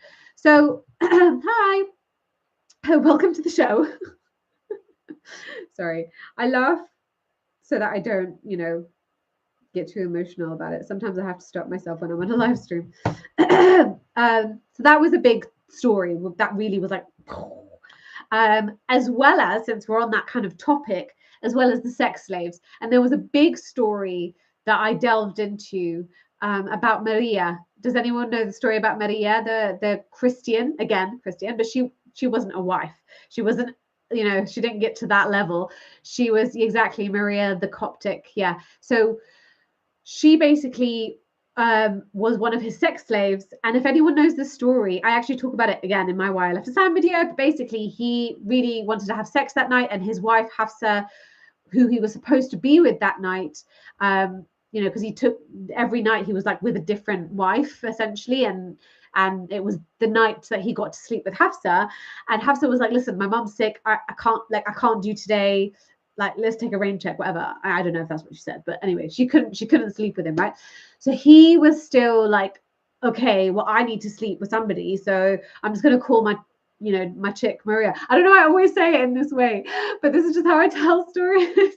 I always make it out as if it's like, I don't know, like they're in their crib and they're like, yo, do you want to come over? But it kind of, in my mind, I'm trying to see it in like real terms, like not as just this like historic story, but he's a real man that did this. So I like understand it that way. That's how my brain conceptualizes it as well. It's like he literally did that. He just goes, okay, I'm going to call this woman over, and they slept together in Hafsa's bed, and Hafsa found them basically together and was really upset with him that he had done that.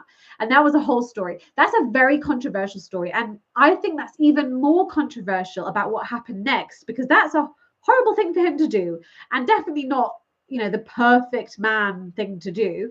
But also the fact that that story kind of got manipulated. So if you see the original older versions, all the older versions say that. But then the more recent versions or the later versions change that story to actually be that she was upset that the Prophet had eaten some honey, and she really doesn't like honey, and she told him to never eat honey again. But that's not true. I mean, there's no way that happened, because it doesn't even make sense, because the way that Hafsa was described as being so upset that he said he was trying to be like, okay, you know what? I'll make her haram for me. I'll never sleep with her again. Very dramatic. I'll never sleep with her again. And the modern version is like, I'll never eat honey again, which is like, okay. But anyway, and then what happened was a verse came out. And this is really interesting, because the concept of like how verses actually come out, like a verse from Allah, the next day he's like, God damn it. Like, now I can't sleep with all these sex slaves. What the hell am I going to do? The next verse, Allah's like, guess what, Muhammad? You're not allowed to make rules. You are definitely allowed to sleep with anyone you want to sleep with, okay? Just to let you know, you can definitely still sleep with those sex slaves. So don't you can't control what's haram and what's halal, whatever. And he was like, oh, guys, like, this isn't even me. I'm the good guy. I didn't want to sleep with her, but I have to. Guys, this is like, the verse came, I have to sleep with them, okay? I'm just kidding. I'm obviously dramatizing it. But essentially, he basically said, I can't say what's haram and what's halal. If I want to sleep with these sex slaves, I can. So, yeah. What was the name of the Jewish wife? Sophia. Look up Sophia. The tribe. The tribe, the war, the whole sitch. Look it up. Okay, we are kind of blasting through it as quickly as we can. So those stories came up, and when I was doing my research, I didn't know those stories as a religious Muslim. I didn't really know them. I was kind of like, so that was a really big question mark. But then also the war, the concept of war was a big thing for me. Like how they actually went to war, how they killed so many people. In my mind, the Prophet Muhammad was this really peaceful, like lovely, cuddly teddy bear that never like hurt people. And like I used to know, and I talked about this even in that video, that I used to know him as somebody that would never keep money to himself. Like he'd always give money to the poor, and he was all about caring for others. And he definitely was like that at maybe one stage of his life when he was like recruiting people. But there was this whole other stage of his life where he was so brutal and so like just horrible. And I just can't align with that. I can't align with the amount of death and torture that he put onto people. And a big example of that is Banu Qurayza. If anyone doesn't know the Banu Qurayza story, it's basically where he went to a tribe, and it's tricky because it wasn't exactly from the Prophet's mouth, but he kind of gave authority to somebody else to basically slaughter all the men. And these men were supposedly going to be treacherous and supposedly were going to be too dangerous to be kept alive. So including children. So they would literally see if the young boys had pubic hair, and if they had pubic hair, their throats were slit, and they had built a huge what's the word where you build like a massive hole? What's the word? Do you know what I'm? Trench, a huge trench. And he basically just had, it was like almost 1,000 bodies. Like I think it was about 800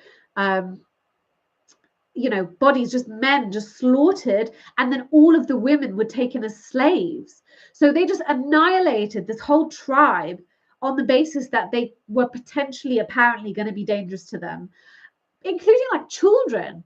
Do you know what I mean? Like as young as like 12 years old, if not younger, 10 years old. Do you know what I mean? Like, so I was like, that's brutal. That's really, really brutal. So stories like that don't show the Prophet in like a beautiful, amazing light, they definitely weren't the headlines when you're growing up. They for sure were not the like main stories that we were always told. In fact, I feel like we were told the same nice stories over and over again. We were like, oh yeah, we've heard this one before. Like it was just the same nice stories.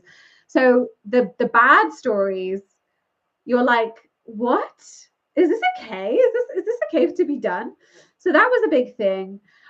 Also, there's about the trading of slaves. So even just this concept that you can trade these women like their property. So not only do you take them as slaves and sleep with them, which I think is again rape, but also that you could trade them. So he literally took women and traded them. And there's a Sahih hadith about him taking slaves and selling them, and the men really wanted to sleep with them because they're like, look, I haven't seen my wife in ages. We've got these women here. Are you sure we can't just do the pull out, because I don't want to get them pregnant? Because the one thing the Prophet Muhammad did do is he said, if you impregnated a slave, that slave would be your child and your responsibility, whereas before it might have just been like another slave that you just ignored. So that's supposed to be a really nice thing. So like if you rape somebody, take care of their kid. Great. Okay. Well, I mean, maybe don't rape them.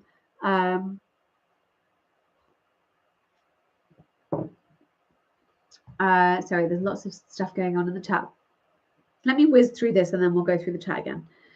The Sharia laws was another thing. So the whipping, the stoning. The whipping is in the Quran. Stoning is in the Quran, the Hadith.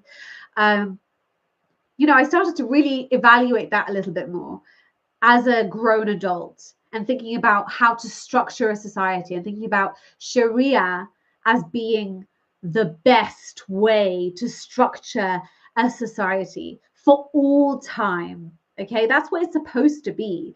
So the people that are liberal and say, well, it was for that time, it's supposed to be for all time. No matter what you say, there's a lot of evidence to show that the leaders of Islam, the Prophet Muhammad, meant this to be for all time. So you're going against that if you believe that, which I believe is not what it was meant to be. So that was a big problem for me, because I don't believe that you should structure society in that violent way. There should be prison is great. I'm all about prison. But if we tortured people as a punishment, it's so barbaric, and it also made me realize how this religion is so man-made. Like, it clearly isn't from this God who is above all time. It's so like ingrained in that time and that mind frame and that understanding of the world. Even the scientific miracles, excuse me, everything that they knew was like what the ancient Greeks had already known. It was already known. I didn't know that either. I thought like it must be true because Islam was the first one to say it. They weren't the first people to say it. And do you think ancient Greeks are getting messages from God? No. So that was a big thing. Yeah, the whole black magic stuff was a big thing as well, because I had lots of like, my mum is really into the black magic stuff, to be honest with you, which is a whole other topic, guys. But that was a really like kind of crazy place I went to when I read all the crazy things that Prophet Muhammad did and said, which are like clearly not true. And like, didn't he say like if you eat 3 dates or whatever, like you I don't know, something, you'll feel better from whatever you have, and then he like died, and I don't even know. But basically he's it's just not, it was just a bit ridiculous. But I think the bigger picture, after all this sort of nitpicking, all these stories and all this stuff, the bigger picture for me was actually the concept, and this is what I think was the final thing. I think somebody asked me as well, what was the catalyst? I like that word.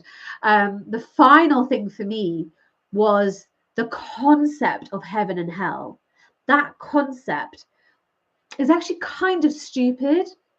Like, if you think about like all the especially if you study psychology and you understand the intricacies of how our brain works and how much free will we actually have, it's not very much, if anything. I don't think we do really have free will. We function on the basis of our genes, you know, our biology, and also the environment that we've been brought up in. It plays such a huge part on the decisions that we make. So to be judged on that, and not only judged on that, but to have eternal judgment, like torturous, burning, your skin burning. Also, it kind of sounds to me like a medieval punishment, like the way that it's like spikes and like, you know, fire and all this jazz. So I was like, sorry, my nose, I've got hay fever again. Sorry about that. But anyway, yeah, so all that stuff just kind of starts to be really ridiculous. And even the concept of heaven started to be a bit like, it sounded like it would be like a man from that time's dream. It's like, you're going to get all these like amazing white women. Wow, they're going to be so hot. Like, maybe that's what a lot of people want. But I was also like, why are they white? That's kind of racist. But yeah, they were like, you know, you're going to get all these women. You're going to have like rivers of wine, rivers of milk. I don't know who wants a river of milk, to be fair.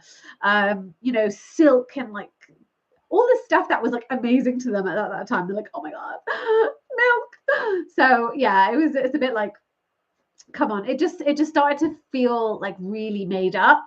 And then that's when it kind of collapsed. But also, who knows about this? Because I definitely didn't know about this as a Muslim. But who knows that the concept of hellfire. So in Judaism, okay, let's start again.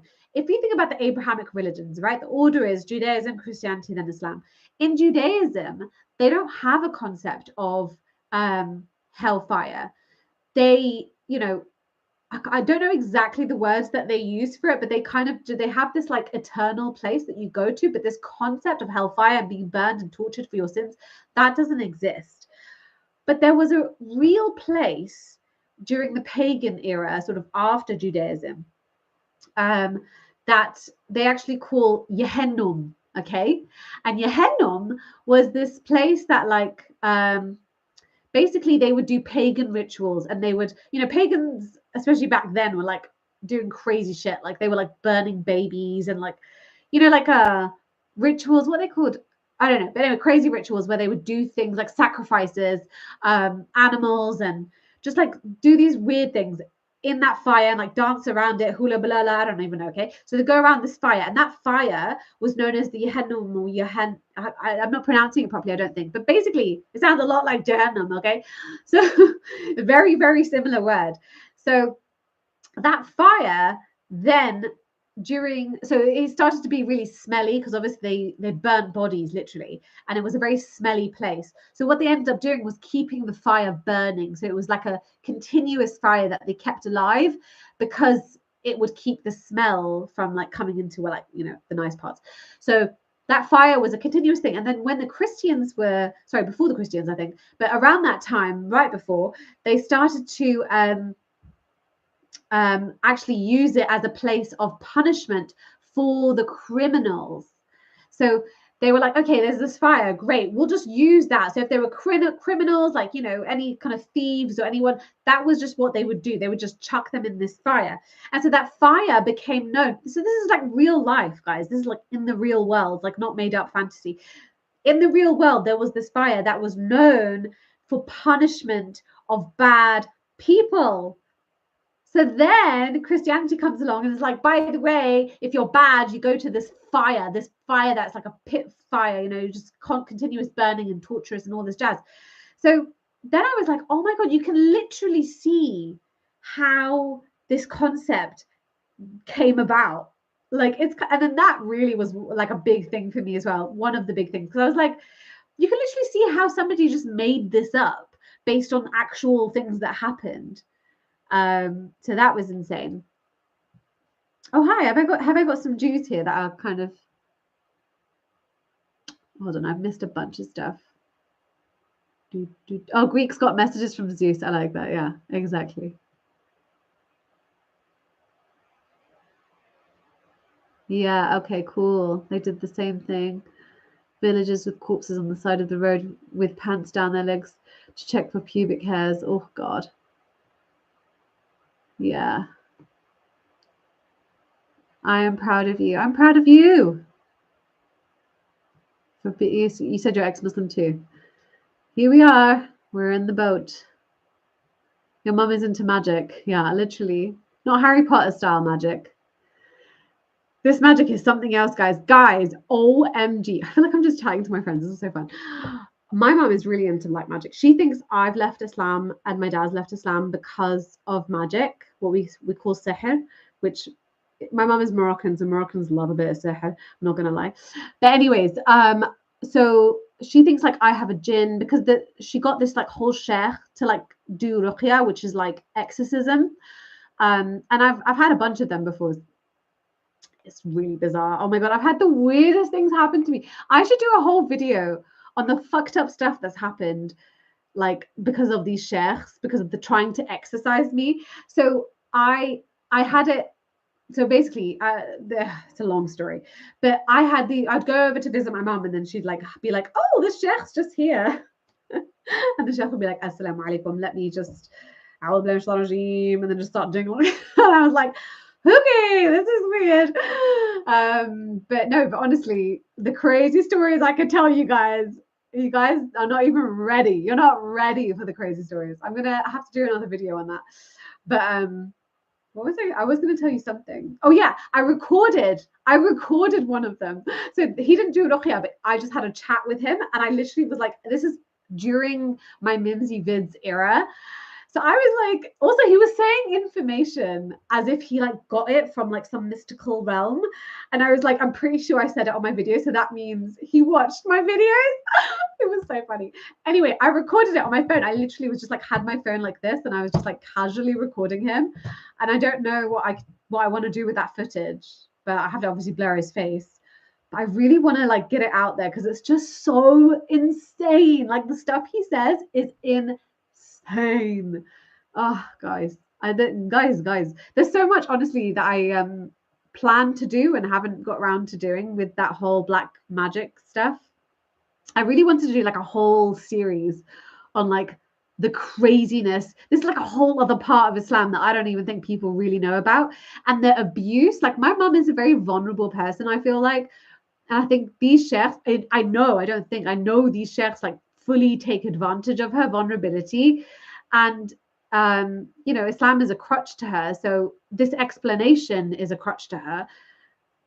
It's just insane. And the money that they take money, by the way, so it's like a real like crazy shit that happens in for many Muslims. Okay, I need to wrap this up because it's been like 100 years. So anyway, I feel like people were asking, you know what, that kind of sums it up. I'm not going to talk anymore about why I left Islam. You guys get the point. Those are big things for me, okay? So we can close that off now. I was like, how am I going to sum up a 40-minute video? But I think I managed to do it. I think that was okay. It was like half an hour. That was okay. Oh, wait, that's like the same. God damn it. There's like 10 minutes left. I tried. Night. Oh, are you going? Hold on. I'm just wanted to read what you said and then I'm going to go. Yes. Oh my God. Also, I kind of love you for like knowing me. She's a new mom. This is like 2 a.m. I remember the days where I used to stay up till like 3 a.m. and that was nothing for me. Well, because I could sleep in, I guess. But you literally, my kids wake up at 5 a.m. 5. Sometimes 5:36. But especially if they've slept on time, they wake up at 5. There's that really funny clip that I had on my Instagram from Madagascar. It's like, wake up. Anyway, if you're on my Instagram, you would have seen it. But if you're not cool. Go on my Instagram.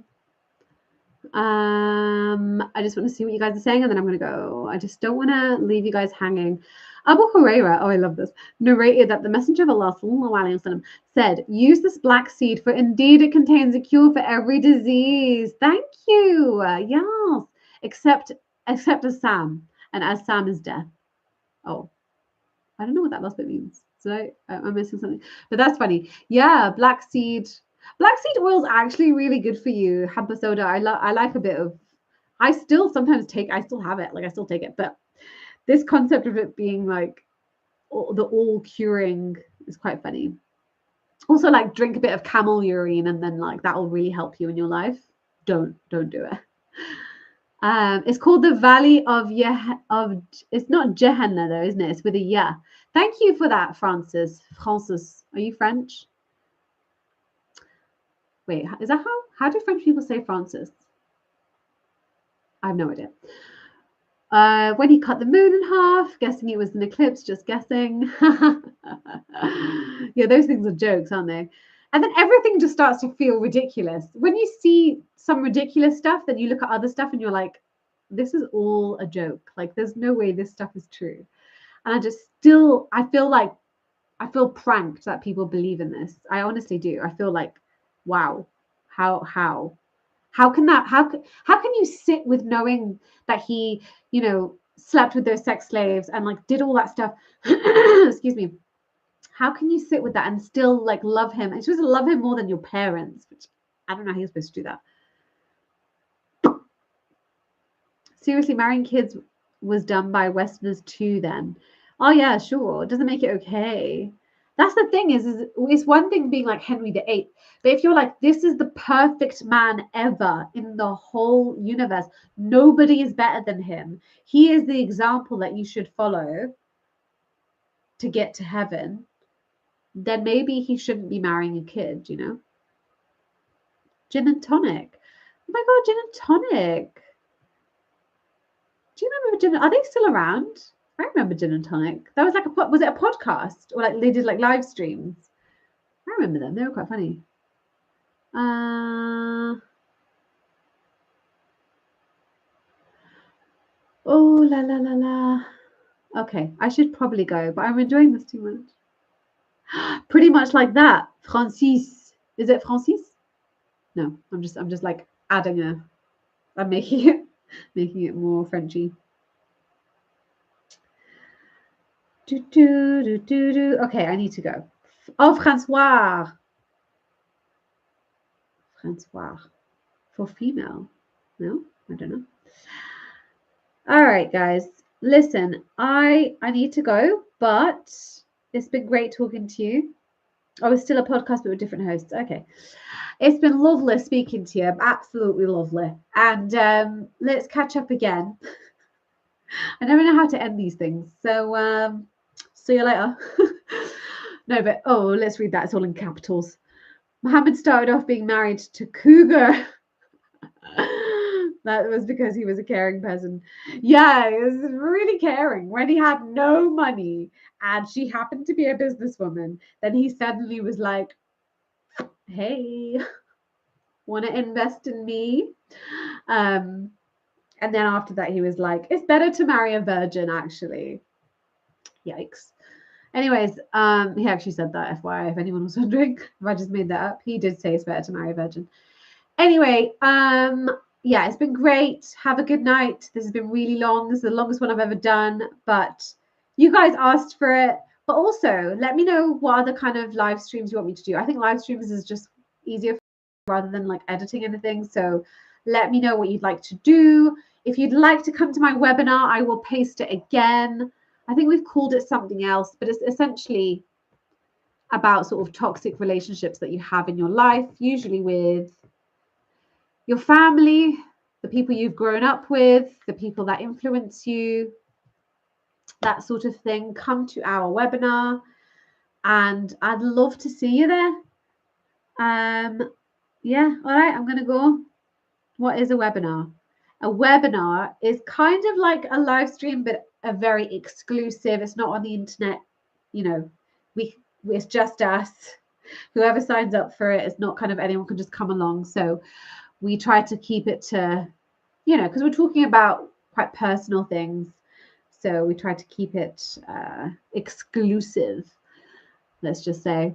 But yeah, anyway, also, I don't know if Apostate Aladdin's going to see this, but I did answer his question. I really appreciate his question. He also asked, oh my God, I totally forgot. Apostate Aladdin also asked if I would come on his channel. And I don't know why he asked me on there, but I thought I'd answer on my live stream, seeing as that's what he asked. But of course, Habibi, I will come. Don't worry, I'll come on your live stream, your channel. Sorry, I don't know why I did that accent.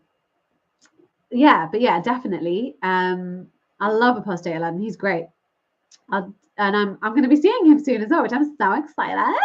We're going to be at Norway. So if anybody is happening to be happening, I can't even speak. Anybody happening to be coming, if anyone's coming to Norway or wants to know about the ex-Muslim event, please come along. I'll send you a link for it. Please come along to Norway. We'll be speaking there. I'm actually hosting it. She asked, Miriam, who runs it, Miriam Namazi, she asked me a few times to host it, and I'm always like, I don't know. I have kid. I only had kid back then, and I was pregnant, so I was like, I don't know. But this time I was like, you know what? I'ma just do it. So here I am. I'll be hosting it. Not hosting it, but like, you know, like coming up next, guys. What's that called? MCing. That's the word for it.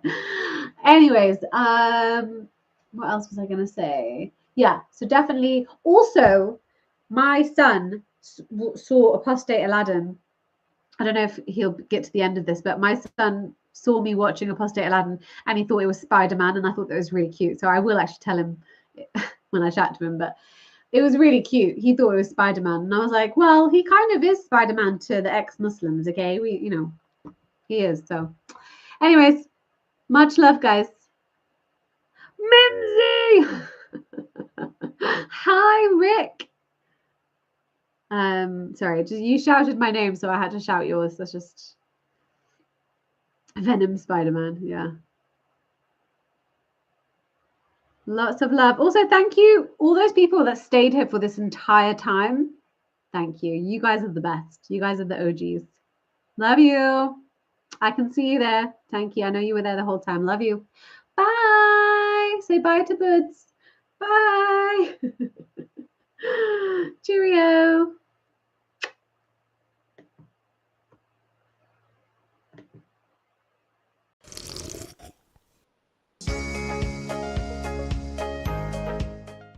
Hello beautiful people, welcome to Mimsy Vids. I am Marwa, aka Mimsy. Welcome to my channel. I am doing a video on why I left Islam. As you can see from the title, a lot of people actually asked me this question, as you can imagine, in my last video when I talked about my hijab story. People really wanted to know why I left Islam, and that was kind of a big question. If you haven't seen my hijab story though, please see I have linked it down below, please take a look. Also, we have so much more coming up. I know a lot of people want to see me with Vidu Vids, who is my husband. If you don't know who he is, do check out his video, I'll put it below. But we will have some challenges and vlogs and tags and all kinds of videos coming up with me and Vidu Vids. But also I've got some kind of beauty, makeup, lifestyle, kind of girly things coming up as well. So loads more to come.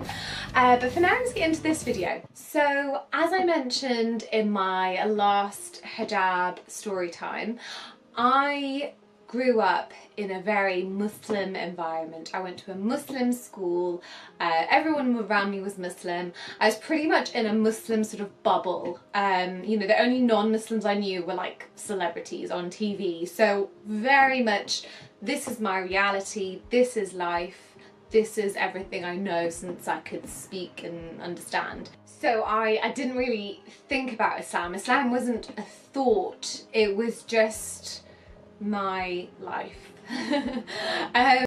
But there was a point where I really wanted to learn about Islam and really wanted to kind of be strong in my deen and understand things better and be a stronger Muslim. So it wasn't just an identity thing, it did start to become, I want to know what I'm doing and believe in it more. And actually that was when my dad left Islam. So my dad left Islam and he kind of had a conversation with us and said, you guys do whatever you want to do. By us I mean his kids, and actually it was only with the two eldest, which is me and my elder brother, and he said, you know, it's totally up to you what you want to do, this is my decision. And I was just kind of thinking, because my background, unlike my dad's, was only with Islam in it. You know, my dad kind of came to Islam at a later stage in his life, so for me it was just an utter shock. You know, it was kind of like, there's no way that Islam isn't true, because this is life. Like, you know, you're basically saying the truth isn't the truth, is how I understood it at that time. And actually, you know, I just need to bring him back, and Allah will bring him back, and I need to be a better Muslim, and I'll pray, but also I'll learn more about Islam so that I can give him the answers that he needs. It was something that really upset me more than anything. It was never at that point something that made me doubt Islam. I didn't doubt Islam, I just doubted him, which is quite sad. I just thought, you know, he's just going through a tough time, poor thing, you know, I'll support him there, I'll still be there for him, and I will eventually bring him back, was the plan, basically. That plan didn't go accordingly though, it went wrong.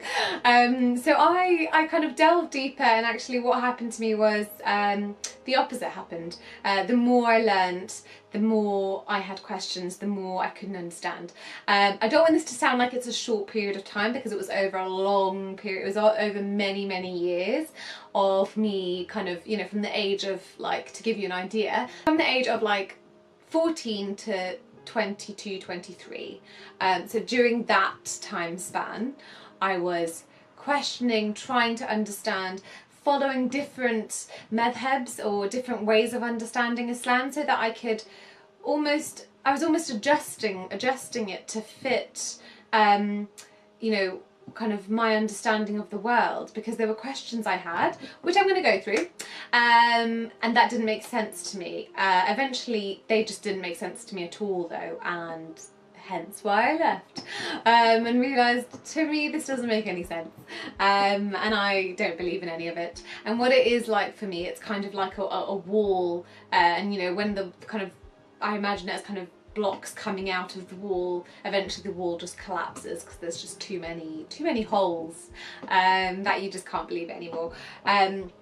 I know a lot of Muslims will say to me, oh, it's because, you know, you doubted Allah, that's why he turned your back on you. And they have this mentality of, if you know, ask too many questions, or if you really doubt it, or if you're kind of going in from an angle like, oh yes, I want to be a non-Muslim, I really want to not believe in it, I really want to be analytical in that way, then Allah will turn his back on you, and he'll actually put a wall in your heart, so you can't even, so you're blind to Islam, so blind to anything. You know, I've had relatives say that about me. They're like, there's no point in talking to her because she's got the wall up. Allah would have put that wall, Allah would have put a shield. She's not going to be able to see now because Allah turned her back.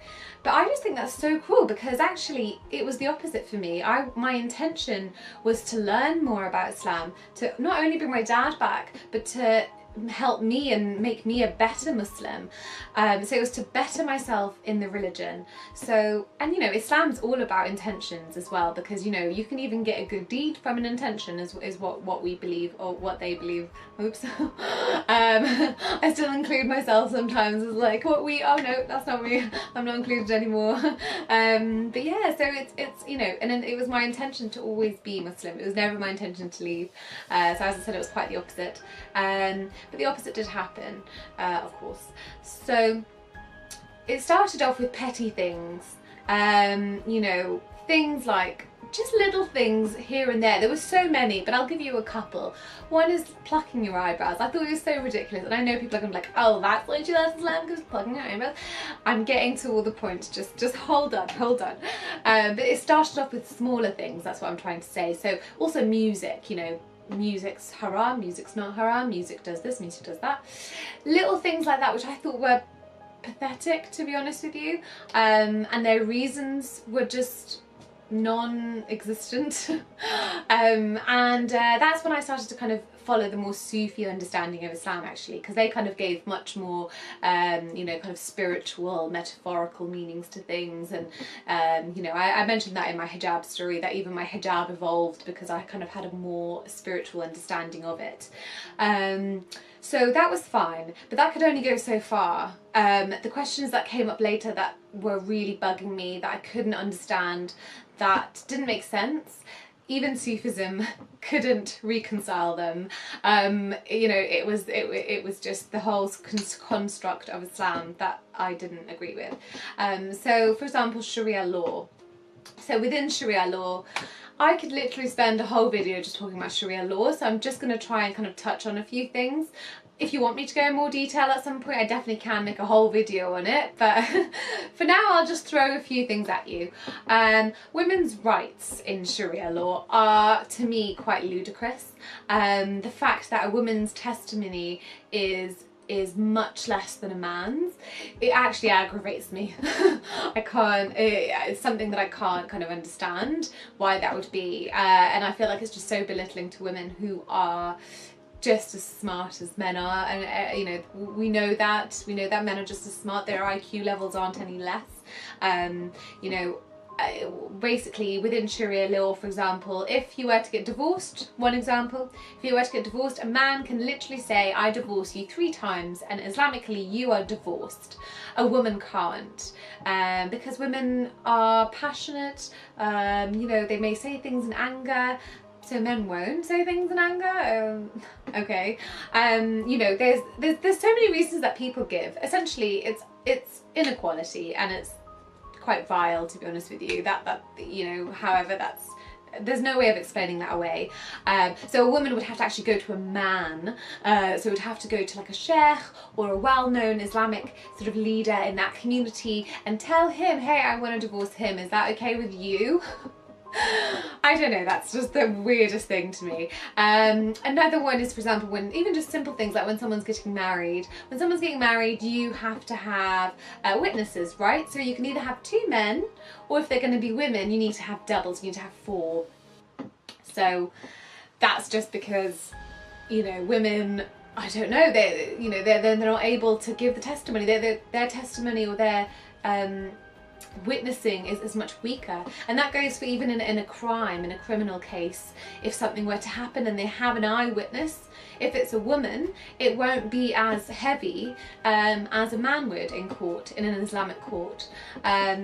Yeah, so it's just, I mean, it's utterly ridiculous. If this was in Western law, people would be outraged, you know, it's so ridiculous. So that's women's rights. I mean, there's so many others, but I'll put that aside for now, because as I said, it would be just too much of a long video. Also, the things that people often talk about, which I feel like is a little bit obvious now almost. The whipping, the stoning, the cutting off hands, the punishments within Sharia law are barbaric. And I just don't believe that violence should ever be a way of organising society or making it okay. I just don't think, I think it can lead to so many issues within society to have that kind of really violent way. Is it really necessary to kill someone when they've kind of, you know, done adultery or whatever, you know, cheated on their wife? Or it's just to kill someone, to have that in your hands. There's just so many levels to this that are, you know, really upsetting. But also, you know, people will say to me, oh, well, it's more of a deterrent. Don't you know, it's more of a deterrent. You have to have 4 witnesses for the adulterer to actually be stoned. 4 witnesses. And realistically, who's going to go sleeping with someone in bed and who's going to have 4 witnesses that were in the room? That's never going to happen. So everyone's always saying to me, you know, when I have asked people about this and kind of, you know, asked why is this there, you know, it seems a bit harsh, people have been like, oh, it's fine because, you know, it's not really going to happen. But then it just seems even more ridiculous. If it's not even going to happen, why is it there?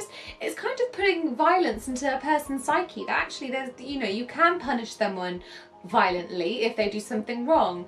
I just feel like it could lead to violence, which obviously if you look at ISIS, if you look at whatever's going on in the world, it's, you know, it's very obvious that those things in there will lead to someone thinking that actually violence is okay in certain circumstances. And stoning someone to death, what a vicious, horrible way to die. It's just never okay, and that's never going to be okay in my mind. So the punishments in Sharia law, definitely something that disgusted me and I could never make okay. This also leads to what I found out about gays and lesbians. So gays and lesbians in Islam, their punishment in Sharia law is to be dropped from the highest building in that town or village or city or wherever they are, dropped from the building. If they've dropped and they've happened to not die by the drop, then they must be stoned to death. So as you can imagine, I was absolutely, I mean, that's shocking. I don't know if no one's shocked by that. I almost feel like they're maybe desensitized to it, because that's shockingly disgusting, like shockingly disgusting for that to be done to any person. And I never really thought about gays and lesbians, to be honest with you. You know, growing up, obviously in my Muslim bubble, it was just, yeah, that's bad. I never deeply thought about it. I just thought, well, you can't do it because it's not natural and because you can't have children and whatever else that was kind of fed to me, basically. As I grew up, you know, I did really, and I met obviously some gays and lesbians kind of as I grew up at university, and I just thought about it more. You know, when they're in front of you, it's quite different. Obviously, in my bubble, I didn't really meet any. Well, not that I knew, but yeah, when I went out into the real world, I was kind of like, gosh, you're a really nice person. You're like a lovely ass person, and if you are going to be, if I as a Muslim would have to punish you that way, I would never be able to do it. How could I, you know, I just envisioned men just being like, yeah, that's why women don't do it and men do. But I wouldn't want my husband to do that. I wouldn't want my dad to do that. I wouldn't want anyone to do that to a person. It's disgusting. So it really, really upset me. And the more I thought about kind of, you know, I love people, and if they want to love, you know, another, you know, the same sex or another sex or whatever, that's like their decision. And the fact that really bugged me is, you know, they are born that way. I know religious people love to have this idea of they can be cured, and also, you know, that it's because of something. It's not, you know, a lot of the time they're born with it. They are born the way that they are, and it's a natural thing. You see it in nature. There are animals that are gay. You know, there's been gay and lesbians since the beginning of time. People always say that as well. They're like, oh, they're just recent because it's fashionable. No, it's become, we have become as a society much more accepting, and that's why you see them more often, which is amazing, which is great, which is people should come out, and I love all these kind of coming out videos on YouTube. I always watch them and I'm so proud of them, and I like cry with them, and yeah, so that was another thing that kind of really bugged me, and that made me think actually maybe Islam is just not in with the times, and love is love, and everything's good, and you need to be accepted. So another thing that really bugged me is the spread of Islam.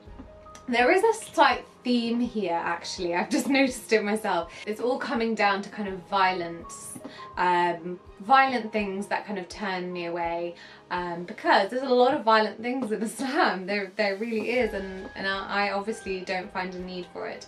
So the way that Islam was spread was by the sword. As a Muslim, you don't really ask questions too much, you know, you're in your bubble, in my bubble. I know a lot of religious people have those bubbles. You kind of, oh my heart, you kind of just think, you know, this is the way it is, you know, you fight for spreading your religion, or yeah, you fight for the land, it's normal, and it was back in those days, it was fine. But the thing that bugged me was, you know, spreading it by war, and again, violence. I just think, isn't there a better way to do that? Isn't there kind of an intellectual way to spread Islam? You know, surely. I mean, now you see all these dawah men everywhere.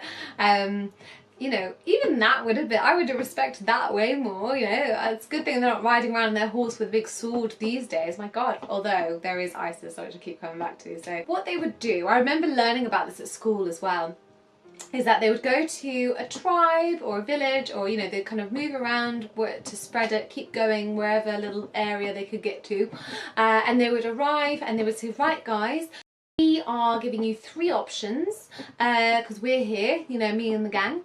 The 3 options are, you can either become a Muslim and join us, or you can keep your religion if you have to, Christian, Jew, whatever the hell you are, keep it, but you have to pay us a tax, or you die, because we're going to go to war with you basically and fight you.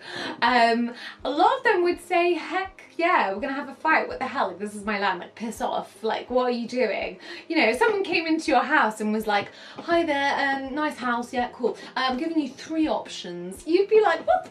Get out of my house, what? I find that so bizarre, and I remember learning about it at school, and like my teacher being like, see, like the Prophet was so nice, you know, he gave them options. What kind of options are those? What option do they really have? The option is to die, essentially, if they don't commit to them. Anyway, so that I was kind of like flabbergasted by. I was like, how is this okay? You know, if this is a message from God, you know, who's above societal structure, who's above social norms, a God who is pure and, you know, loving, for a God to be like, yeah guys, actually just go around, kill people that don't believe you. I was like, there's no way that if there is a God, that he would, you know, be like, this is okay. It gets worse as well. I haven't even got to the biggest part that bugged me. That wasn't even it. That bugged me. But then there was another part to it, and that was sex slaves. So sex slaves in Islam, and I've mentioned this on VD Vids' channel before, was definitely something that almost kept me up at night. I was kind of like this, how is this okay? How is this okay? This is something I could never make okay. There's nothing that anyone could have told me that made it okay. I was disgusted by it. So basically what they are is that you go to war, often it was at war, but essentially I don't know how it works really. I mean, maybe if they're just a lonely ass woman that doesn't have like a lot of stature, or she's just whatever on the street, you could be like, yo, you're gonna be my sex slave, come on, let's go, come on, chop chop, let's go, taking you home. And basically those women would the Quran describes them as being the possession, so it's what the right hand possesses. So that's just one kind of reference to them, but there's quite a few all over the hadiths in the Quran. There's many references to these sex slaves. So basically, men are allowed to have up to 4 wives. You know, if that gets a bit boring for them, they can just have kind of unlimited sex slaves as well. So yeah, I kind of suddenly thought that's so disgusting. And then also the men can marry a Christian or a Jew if they so wish, but a woman would only be allowed to marry a Muslim man, which doesn't make any sense. I think, you know, Muslims like to justify that by being like, yeah, but it's the man of the household, you know, but then Jews are like, no, the woman has to be Jew because she's the one that gives birth and brings up the children. You know, there are the two arguments, both are kind of whatever, silly, because really, you should decide to marry whoever you want to marry, and for whatever reason, you know, it's just not equality. There is not equality in Islam, and that was something that bugs me. So I delved deeper into learning about these sex slaves. There was no kind of explanation for them. You know, sheikhs are just like, ah, well, it was those times. You know, if you have a servant, she's under your roof, men would sleep with her, whatever, you possessed them. What? It's like, how does it make any sense? It's like, what do you mean? Like, these women are possessions? How is that okay? It's like shocking that people think that's okay. Or do Muslims just brush it under the carpet? Or like, you know, what do Muslims do to make this okay in their mind? I really want to know. What do Muslims think about? What do they believe about these sex slaves? Do they just think it's fine? Maybe the guys are like, yeah, it's fine, it's fine. Shut up. Shut up. Yeah, the sex slaves thing's fine. Don't worry, guys. Everything's cool around here. Let's just keep it on the down low.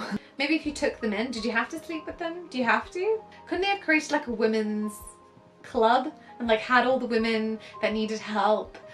Something, anything. The money that you provided to feed her, couldn't they have put it into a pot like all the guys that had these sex slaves? Couldn't there have been another freaking option other than taking them to your house and possessing them and then sleeping with them? Yeah, it's just something that was really weird to me. The Prophet had a few sex slaves, of course. He had quite a famous one. I think he really cherished this one. She was supposed to be absolutely stunningly beautiful. Her name is Maria, Mary in English, and she was Christian actually. So anyway, there was a really interesting story that I read so he had 4 wives basically. The Prophet had 4 wives, and he would kind of have a schedule of when he would have a night with them. So he kind of ordered his week according to which wife he would be with. And there was a night where he was supposed to have been with the wife Hafsa. So he was supposed to be with her that night. She was like, oh, my mum's not feeling very well. I'm gonna go to my mum.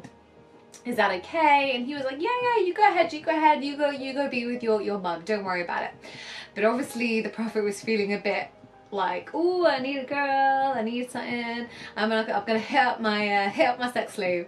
You know, he gave her a call. I mean, I do this. I don't know how he got in contact with her back in the days, but somehow, like, you know, sent a pigeon or whatever, and she came over and they slept in Hafsa's bed. To which Hafsa returned and found them there and was like, what the heck? Who's that?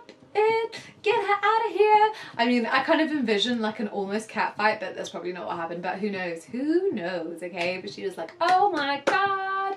She was really upset, and you know, this is the tafsir, you know, describes it as she was very upset.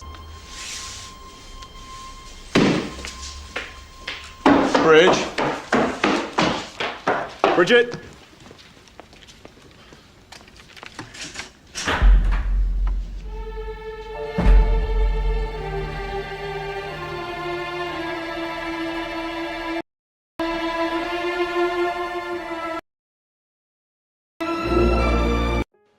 So also what made it obvious that Hafsa was really upset as well was that the Prophet was really trying to kind of reconcile with her and was like, I'll make Maria haram for me, I'll make a sex slave haram for me, please don't be upset, you know, please, like, you know, you can just imagine him just kind of begging like, no, I'll never do this again, no, kind of really grovelling in that sort of way, which obviously showed how upset Hafsa was. And also there was an ayah that came out the exact next day, how convenient, from Allah, that was like, don't make haram for you what's haram. And there was another verse that came out as well to the wives of the Prophet that was like, listen guys, like, you should be lucky that you're the wife of the Prophet, like, shut the hell up, what are you complaining about, what are you whinging about, and I mean, when I saw that as well, I just thought, wow, okay, so that's how the whole ayah thing worked. I also find it very interesting that the modern, more kind of modern scholars, you know, the tafsir these days are like, no, it's just metaphor. It's not about that whole situation. No. Basically, it's not the original tafsir. They've changed it since then, and they've said no, it's just a metaphor for honey. You know, the Prophet had some honey, and Hafsa hates honey, and yeah, because that makes sense. And she got so angry apparently over him eating honey. Okay. And he was like, oh, I'll make honey haram for me. Yeah, that's what happened. That's exactly what happened. I mean, you can believe whichever one you want to believe. My dad does a really good video on explaining the kind of background to that story. He does it very, very well, and he also shows the tafsirs. So if you want evidence, he literally shows it to you as he reads it in Arabic and English. So I would check that out. I'm going to put a link below for my dad's video on that. There's so many stories, honestly, that I could go into. I mean, another one that I know a lot of people kind of rinse out is obviously that the Prophet married a child. And I think I don't even need to go into that one. I feel like we'll just leave it there because it's quite an obvious one. And I know a lot of people mention it. It is another one that I learnt and delved into, and found it quite disgusting. And I just think if these messages are coming straight from God, you know, even just about the societal things within their society, you know, there were many transformations that the Prophet made, but also, you know, there could have been so much that he could have not done that were unnecessary in that society. He could have said, actually, I got a message from God who's above societal norms and above all of this, and he's saying there's no need to do this, actually it's better to do it this way. I know the arguments, you know, that kind of people lived not as long in those days, all kinds of arguments, but essentially if a person is a child and brought dolls into your house, there is also the hadith about how he kind of masturbated in between her legs before he slept with her. How nice of him, you know, he didn't sleep with her because she was too young and he just did that instead. A lot of people reject that hadith, they don't think it's authentic. Yeah, so I mean, say what you will, there was some weird funky stuff that happened, that he did and that he was part of and that he kind of made happen. So yeah, it's very, very strange. It's funny because I went to a Muslim school where I learned about the prophets and I learned about all the nice stories, but then it's like, when I did my own research, there's actually a lot within the hadiths, and there's a wealth of stories out there, and there's so many crazy ass stories, like you're like, wow, that's not a nice thing to do. You know, when you look at it from like a normal perspective or not a bubble perspective, and actually Walid Video Vids does a very good video on the story of Abraham and how he smashed the idols. So that's kind of a very famous Muslim story. I'm not sure if like Christians or Jews have the same story, it'd be interesting to know, but essentially that he kind of smashed some idols, and yeah, I mean, check out my husband's video Vids, I'll link that one as well below, so lots of links below for you to check out after. But he you know, talks about how Prophet Ibrahim actually was very rude in doing that. These are the people's beliefs, people's gods, and how disgustingly rude and outrageously, you know, violated those people must have felt by him doing that. And so disrespectful. You know, Muslims are like, oh, we respect other religions. Do you? So yeah, so when you kind of look at the same stories even from another perspective, which is what I did very often, I was kind of like, hold on a second, when you look at that story, that's a horrible thing to do. That's not something to be proud of. You know, that was always the story of like, haha, look what Ibrahim did, you know, isn't he a champion? La da, he's so smart. No. That's not a nice thing to do. So there was a story about, again, in a war scenario, so obviously I really don't like the war scenarios, where the Prophet went to war with a particular Jewish tribe. He, you know, as usual, 3 options, la-di-da, killed all the men. He actually went and killed the kind of main treasurer of the tribe, so he was kind of the leader, you know, cut his head off. And his son and his son-in-law. There was a woman now involved in the story. So there's a woman called Sophia, actually, and she must have been some really hot chick because he was like, I don't just want this woman to be my sex slave. I want to make her my wife. I need this woman my wife. Like, he was on it. Like, he obviously likes the hot ladies, so he was like, yeah, I got my Maria, but this one is like, dang. So he was like, right, I'm gonna make her my wife. So he had literally just killed her entire family, all the men in her family, and then he obviously must have made some amazing proposal that she couldn't say no to. I mean, yeah, exactly. So how do you think that proposal went down? Do you think she really wanted to marry him at that point? They actually got married that night and consummated the marriage that night. And I think what's so interesting about this story and the hadith, you know, go check out the hadith for sure, because it's actually really the real traditional hadith, because the whole description, because it actually explains that one of the companions of the Prophet was really worried about him and was really like, oh, dude, like, are you sure you want to do that? Like, you know, are you sure? Like, you're gonna get into trouble. So he actually was so shook that he actually went around the tent. They were in a desert, sleeping in a tent, and he actually stayed around because first of all he thought, this chick did not want to marry you, and I was worried. And he actually said that, he said, I was actually worried that because you just killed her father, her brother and her husband, that she actually didn't love you. No, she fell in love with you after that. She was like, you know what, that was a really hot thing I saw you do just there. What do you think? Obviously she didn't love you. Anyway, so his friend was like, I wasn't sure she loved you. I thought she could be dangerous. Also, on top of that, I thought maybe there could be someone else, that kind of straggler from the tribe that would have heard of what you've done, and I wanted to make sure you were okay. But obviously you could never say to the Prophet what you're doing is wrong, because he's the Prophet, you know, and he's some perfect person. So my kind of vision of the Prophet, you know, my idea of this kind of perfect man bringing a perfect message was kind of tainted by stories that I read, and I was like, well, that's disgusting, well, that's horrible, and that's not something people should do or look up to or aspire to do in any way or shape or form. And yeah, it's quite shocking, because I think you don't grow up kind of learning those stories or knowing that side of things. I feel like Muslims don't really talk about those ones as much.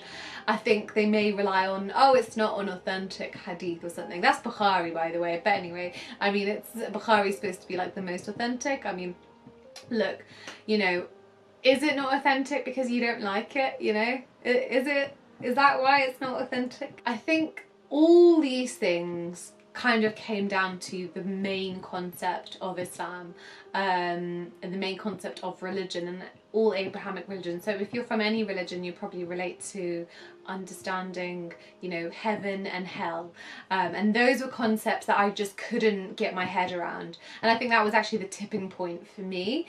You know, I kind of thought that doesn't really make sense to give, you know, a lifespan, which actually has increased quite drastically from what was before, but you know, a lifespan of let's say you lived for 100 years, even if you lived for 100 years, which you know rarely people do, you know, if you live kind of 70, 80 years, whatever it is, you know, that's a very short amount of time to be judged on, and then for you to then have either a reward or a punishment for eternity. It's so disproportionate. It's completely disproportionate. God damn it, such a hard word to say. It is disproportionate, okay? It doesn't make any sense. I don't know why that would happen. But also, I kept thinking, and I know this kind of sounds really sort of innocent, and I don't know, I guess I am quite an innocent person. But you know, I don't understand how, if you are a very good, lovely, nice person, and you know, so let's just say, for example, you've got two people, okay? You've got a Muslim and you've got a non-Muslim.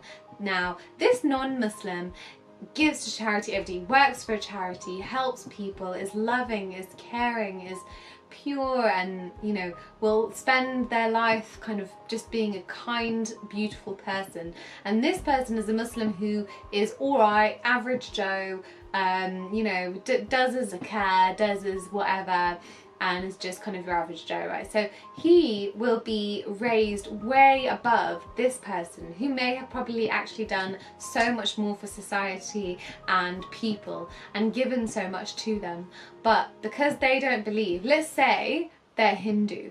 You know, Hinduism is believing that there is more than one God, which is known as shirk in Islam, which actually is described as being worse than a murderer and worse than a rapist, which is shocking to me. Is again, I feel like I've been shocking quite a few.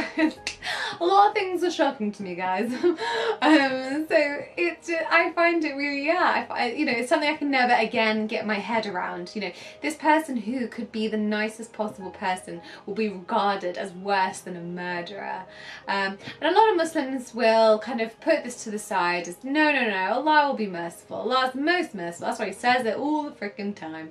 Most merciful, most merciful, most merciful. You know, he will forgive them. Essentially, some Muslims, you know, the more kind of Sufi inclined, I feel like, more spiritual ones, they really like to kind of not think too much about it and just be like, maybe they'll be forgiven, maybe they will go to heaven, maybe. But then the kind of more orthodox Muslims would be like, no, they're not gonna go. They're not gonna go. You know, they denied Islam. They had the opportunity to become Muslim. That's so, you know, whatever. I don't care what you did. If you didn't do it for the sake of Allah, then you're going to hellfire to be burnt for eternity with scalding flames. Your skin will be poured off and your skin will come back again just to be burnt again. You'll have hot lava poured into your eyeballs.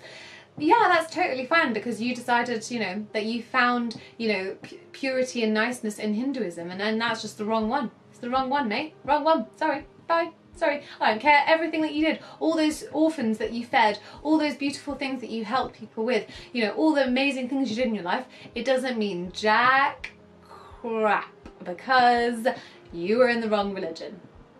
That doesn't make sense to me. That doesn't make sense to me. And I find that kind of way of looking at life is just so simplistic, you know, just being like, you gotta kind of tick the box and then you'll get into heaven. If you do a bit more, you know, there's different levels. It just seems like a video game. It's just so man-made. I just feel like the idea of that is so from a man, you know, it's so kind of man constructed, it's so kind of simplistic. And I just think also punishment, you know, for a God to do to his creation is almost like, you know, he describes sometimes himself as loving us more than our mother loves us. More than our mother loves us. So a mother that really loves their child so much, you know, their baby being in their womb, you know, would you really be able to watch your child be tortured and burnt. Any mother out there, just if you don't have children, ask your mother, like, mother, would you be able to watch me, regardless of what I've done, watch me be tortured over and over and over and over? And if you had the power to stop it or punish me in another way or do something differently, would you? You know, it's just I just think, you know, a higher power would be beyond that level of punishment. And there's so many things that kind of people will say to me, Muslims will say to me, which they just don't fly. I'll say a few just in case anyone decides to say them. You know, that there is so much more to life, and there's so much that we don't know, and all that we understand is a drop in the ocean. You know, our understanding is so little. If our understanding is so little, and God has given us this brain that doesn't really understand, then why are we going to be judged for not understanding when Allah gave us the brain that we can't understand it with? Yeah, so that was really confusing to me.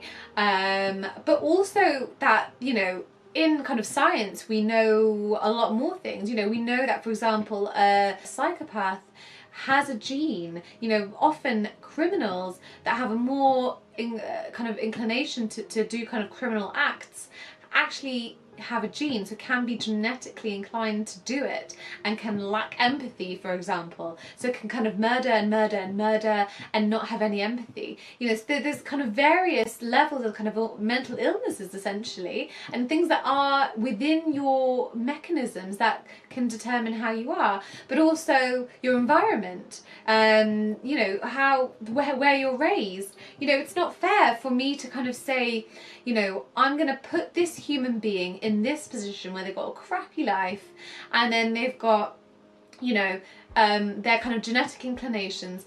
How much free will do you really have? Whereas if I had put that same person in, you know, we'd given them nicer genes and put them into a kind of a normal life, whatever normal can be, but, you know, not a kind of crazy, non-loving, kind of happy childhood or whatever it kind of a normal is. You know, not put them in that situation. If I did, then actually maybe they wouldn't do the things that are considered bad, or maybe if they were in that other circumstance they would have been Muslim, or, you know, it's just the circumstance that people are in, or the religions they are born in, is not a choice. And so there were so many things. Also, I touched on kind of the genetics and the science.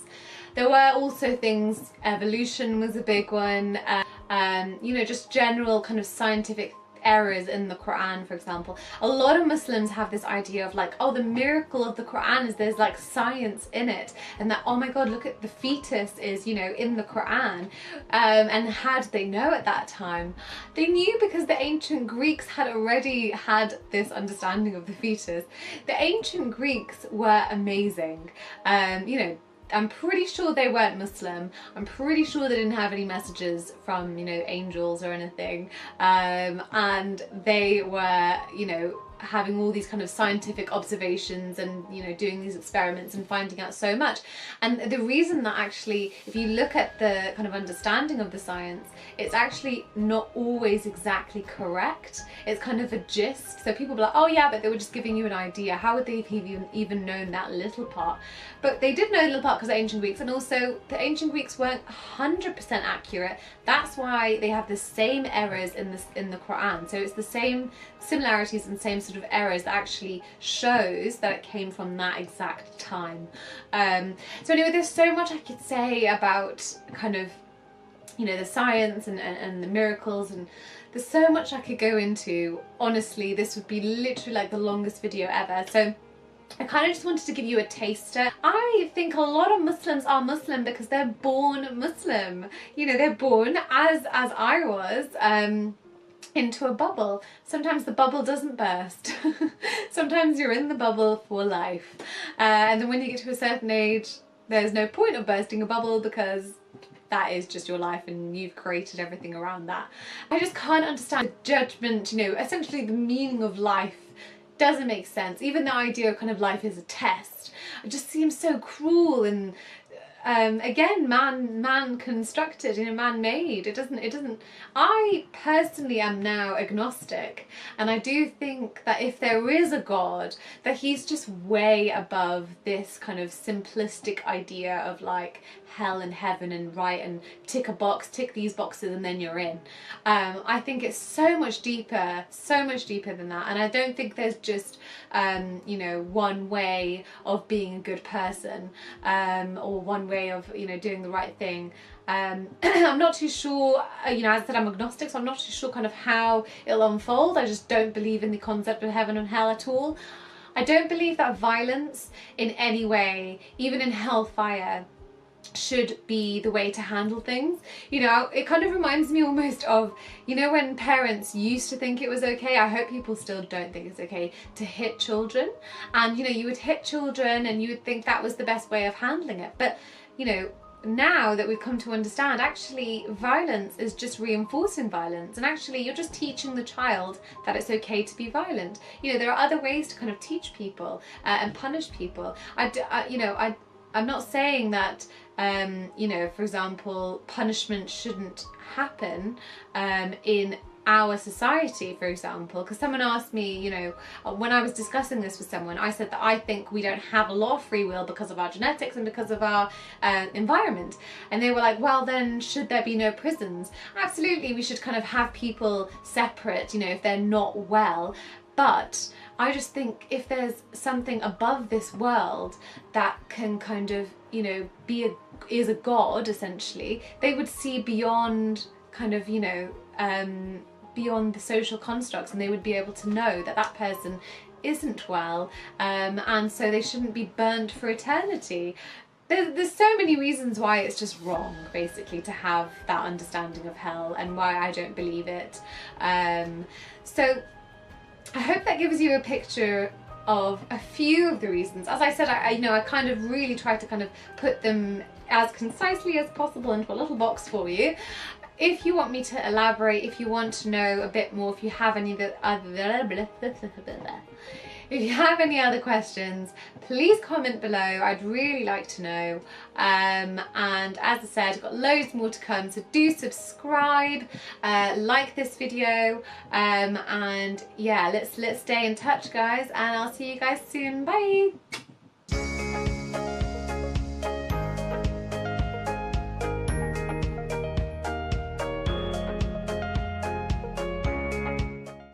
For me, it was utter and sheer anger and humiliation. I wasn't embarrassed that I had a period. I was humiliated that I was considered less than or not good enough just because my body was doing what it was meant to do. The law does say that a woman's value is that of half of a man. And this is Islamic law according to the interpretation. We are temptations to men. It is the woman's fault because she is providing that temptation. Not only was I visually a temptation, but so was my voice. If I were to speak in public, my voice was considered as blasphemy. So the minute a woman starts covering and menstruating, that's when she then becomes a temptation to men. Everywhere I went, I had to be veiled. The moment I would leave the confines of our home to any other place until I got to another place where there were only women. And so that was kind of the start of like, oh, I guess my childhood is over. I guess now I am officially becoming invisible. In the hottest desert of the world, to be covered from head to toe just made no sense. It was suffocating. It was suffocating, and I could not talk about it. Prior to me plotting all of this, there have been attempts that other young women have tried to escape. And the minute they got caught at the airport, they were sent back to their families. Some of them, honor killings were very much a thing. And in other cases, they just became prisoners of their own home. And so for me, I had to get really, really creative in finding ways to get that permission without him knowing what my ultimate plan was.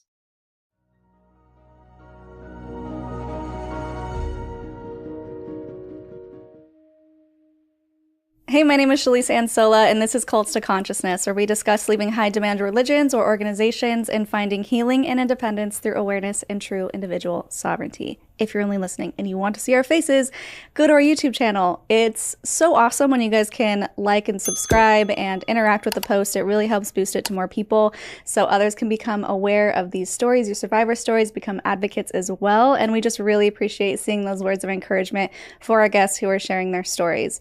So today's guest, she reached out to us through our Jot form, which you can find in our About section if you are interested in becoming a guest on the show. She has written a book called The Last Sandstorm, which is a memoir about her life growing up as an Italian, Arab, and now American in Saudi Arabia, and how she was the first documented woman to escape Saudi Arabia without legal ramifications, and we'll get into more about what that means. So we are going to talk more about her life and everything that she had to endure growing up. So thank you so much for joining us, Jasmine Falk Dickerson. Thank you so much for having me. I appreciate being here. I'm excited. Yeah, we have so much to talk about, and your book was so beautifully written. Well done. I'm kicking myself for not being able to finish it before this recording, but we wanted to get this recorded sooner than later, so I'm definitely looking forward to going back and reading all of it, of course. Basically, what I find really interesting is how you kind of grew up with this dichotomy of cultures, and we're going to get into what that meant for you growing up, but essentially your mom was or is Italian, and then you have your dad who grew up in Saudi Arabia. And so I'm curious about how they came together and how this culmination happened. Yeah, so definitely complex. So I always preface and say that I am the lucky or also challenged child of the first generation of children in Saudi Arabia who were products of non-fully Saudi marriages. What that means is when my dad was born, the recent iteration of the Kingdom of Saudi Arabia was just pretty brand new. And prior to that, there were, lots of historic context. I won't get into that, but a lot of different areas and tribes and regions. And so for the united part of the kingdom, it was really recently founded right around the time my dad was born, which was late 1930s. When my dad was in his early 20s, late teens, early 20s, he and a group of other very bright, intelligent Saudi men showed promise for building the country and sort of creating this new generation of very highly educated Saudi young men. And they were sent abroad to educate themselves and to kind of bring back everything they've learned from different parts of the world and build this brand new country. And this was before oil was, or right around the time that oil was found. So there was wealth coming into the country and this huge promise. And so my dad, along with a group of other friends, based on the choice of their field of study, which for my dad, it was architecture and interior design, was sent to Italy, of course, the capital of the world of art. And so there he was sent. Some of the other young men went to India to study medicine. Others went to the US for technology, and France and England. I mean, depending on the area of the field of interest that they were exploring, that's where they were sent. So my dad landed in Florence, where my mom is from. My mom was raised in Florence, grew up in Florence all her life, very Italian young woman of the 1960s. And at a party they met, and my mom was not supposed to be at that party either, because my grandfather was a very strict Italian man. And so they met at this party, fell in love, and I say the rest is history because I do go into details in the book, but basically their decision was to my dad to finish his education, then go back to Saudi Arabia and basically start a family there, not ever imagining that there was something kind of odd and bizarre about it, because there was no standard or any example for them to look up to, or for us as children to look up to, of who had done it before and what that looks like to be children of a very, very modern, liberal, basically capital of the world, a country like Italy, and from Europe, from the old world of so much rich history and so much progressive democracy. And then Saudi Arabia, not only a newly founded country, but also a very deeply conservative, traditional, religious part of the world that up until that point, not many around the world knew anything about. So that's kind of laying the foundation of what that looked like growing up. Yeah. And you talk about in your book how at one point your mom almost said, never mind, because she's like, wait, what am I getting myself into? But was it just the love for your dad that kept her going and had her decide to officially go back with him? Yeah, so I think my mom has more of an adventurous spirit than she will ever want to admit. I think she had a curiosity to explore, different parts of the world, and she's very, very intellectually bright and curious. And so I think there was part of that a challenge for her, but also there was kind of an intrigue and a curiosity. I'd like to assume that, the love that my parents had for each other was the reason why she felt really drawn to committing to this adventure. And honestly, she even says now that she had no idea what she was getting herself into, but she did not necessarily regret it or resent it. She actually loved the life that she ended up building for herself in Saudi Arabia. As the woman that was raised in the West, she had no issue with the changes and the adjustments. It was more so myself growing up as a young teenage girl and a young woman and seeing the polar opposite worlds and just innately knowing that I wanted something different or something more. And also I had a lot more maybe thrust upon me as a young Arab girl in the expectation, and my father wanting to prove to society that he did do the right choice and that he could raise proper Saudi children and young, Saudi women and Arab kids, and that even with our progressive educated approach and stance in society, we could still be very adhered to the society cultural norms. And so my mom did not necessarily have the same pressures I did. That makes sense. So I know something that we wanted to discuss so that we're not also blanket statementing or putting blame where it shouldn't. We wanted to discuss the difference between culture, race, religion, ethnicity, and everything that surrounded your childhood and your mom's life as well. Yeah, that is one particular topic that I never thought I'd be talking about perpetually and nonstop, and that I would actually have the need to explain so often.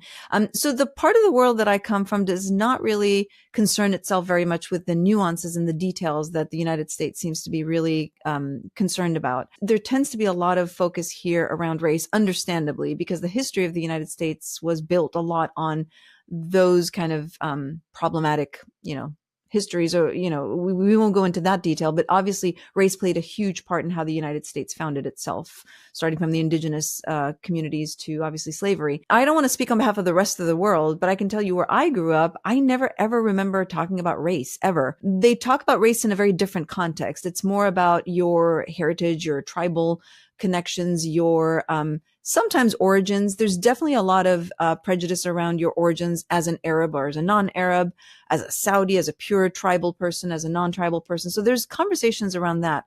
But what I do know is that, again, growing up and studying, and my mom is deeply educated and, raised us with a lot of really strong knowledge and did not just depend on what we were learning at school.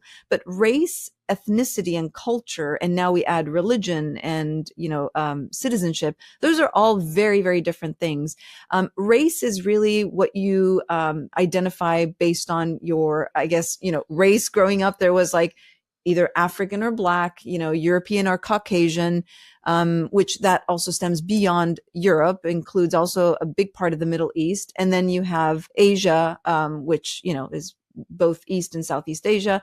And then now we also have an awareness around indigenous and tribal areas.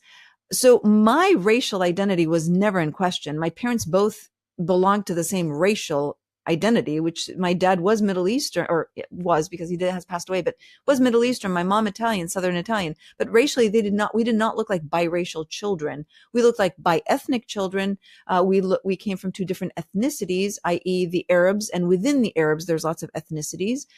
Within Europe, there's lots of ethnicities. Within really any kind of large community, there are different ethnicities.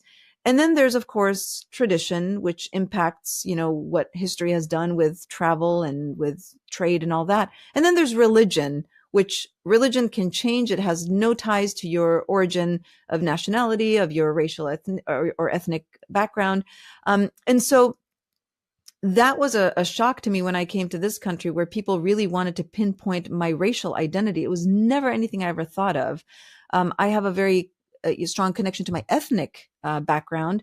My mom Italian, my dad Arab, and I'm a bi-ethnic child, a bicultural child. But Arabs are not a race. They're a group of people that have different ethnicities and different races within them. You will meet Black Arabs, you will meet Asian Arabs, and you will meet Caucasian Arabs, not what America refers to as white, which we know only as Northern European or Western European.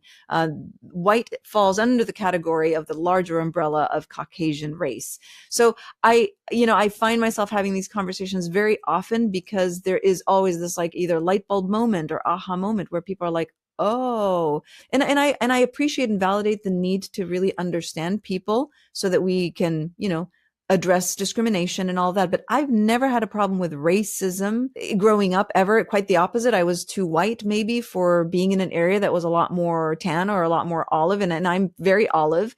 But my coloring actually comes probably more from my mother's side of the family, the Southern Italian heritage, as opposed to my father's, which is Northern Arab. And they are definitely a lot fairer than most Arabs that are in the central or southern part of the peninsula, if you will.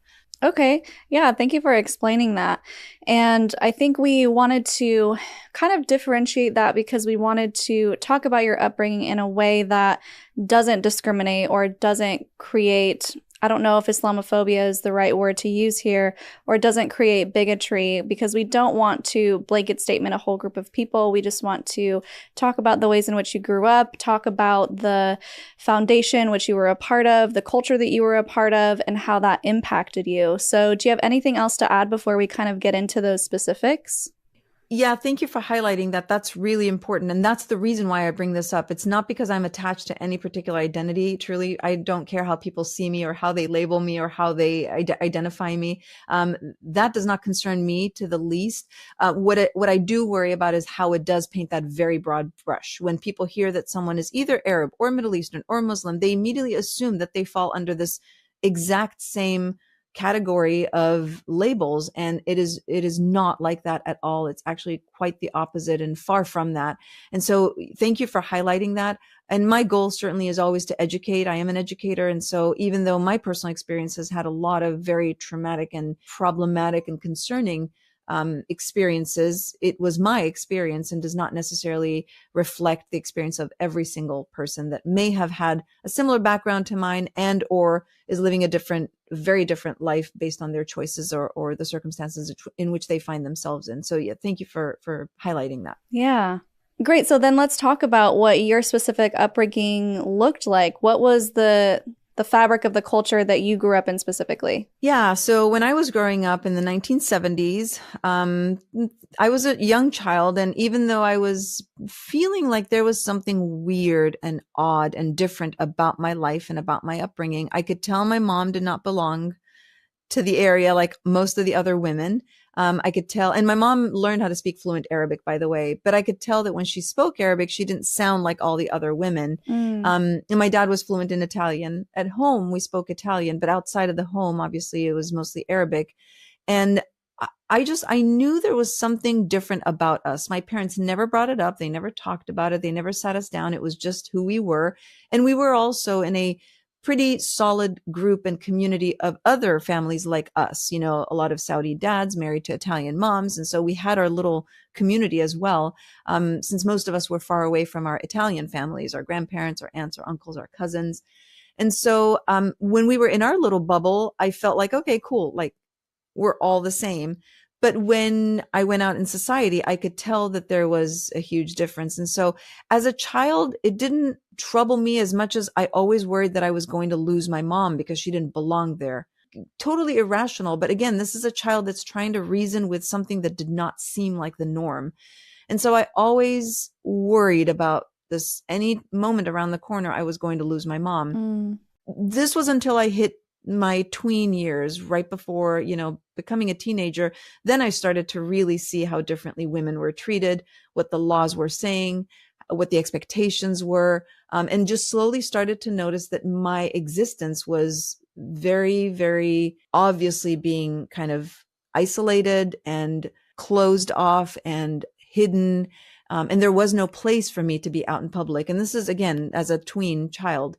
So I knew something was really off. And so I struggled with feeling like I was becoming a woman in a society that did not necessarily see me and validate me at all. And this is not just the culture and the tradition, but the law as well, because the law does say that a woman's value is that of half of a man. And this is Islamic law according to the interpretation of the region. And this is a lot of Islamic countries that, by law, a woman in an inheritance takes half of what a man gets.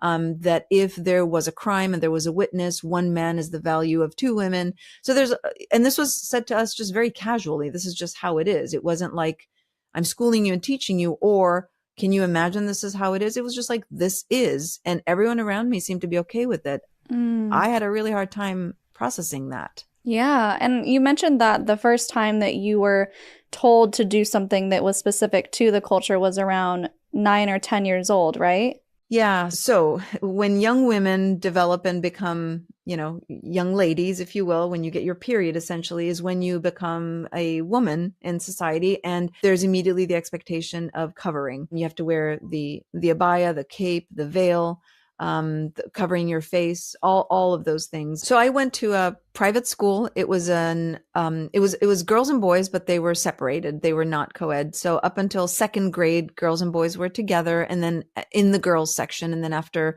second grade and third grade, the boys would move on to the boys section. So we were definitely separate. So at school, even though we wore uniforms and it was extremely traditional in that sense, long sleeves, long skirts, there was a monitor, a female, a woman on the women's side of the school that watched girls go in and out of the school every single day, every single girl that went in and out of the school.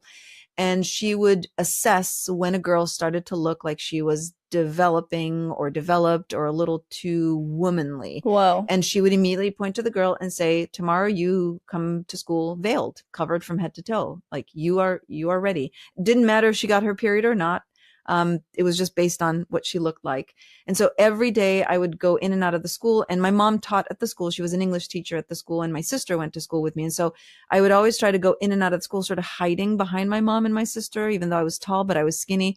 I did not want to be noticed because I was terrified that I would be called out. During this time, I also got my period. I was about 10. I got my period, and I did not disclose it to anyone because I knew that the minute it was out, I was now a woman.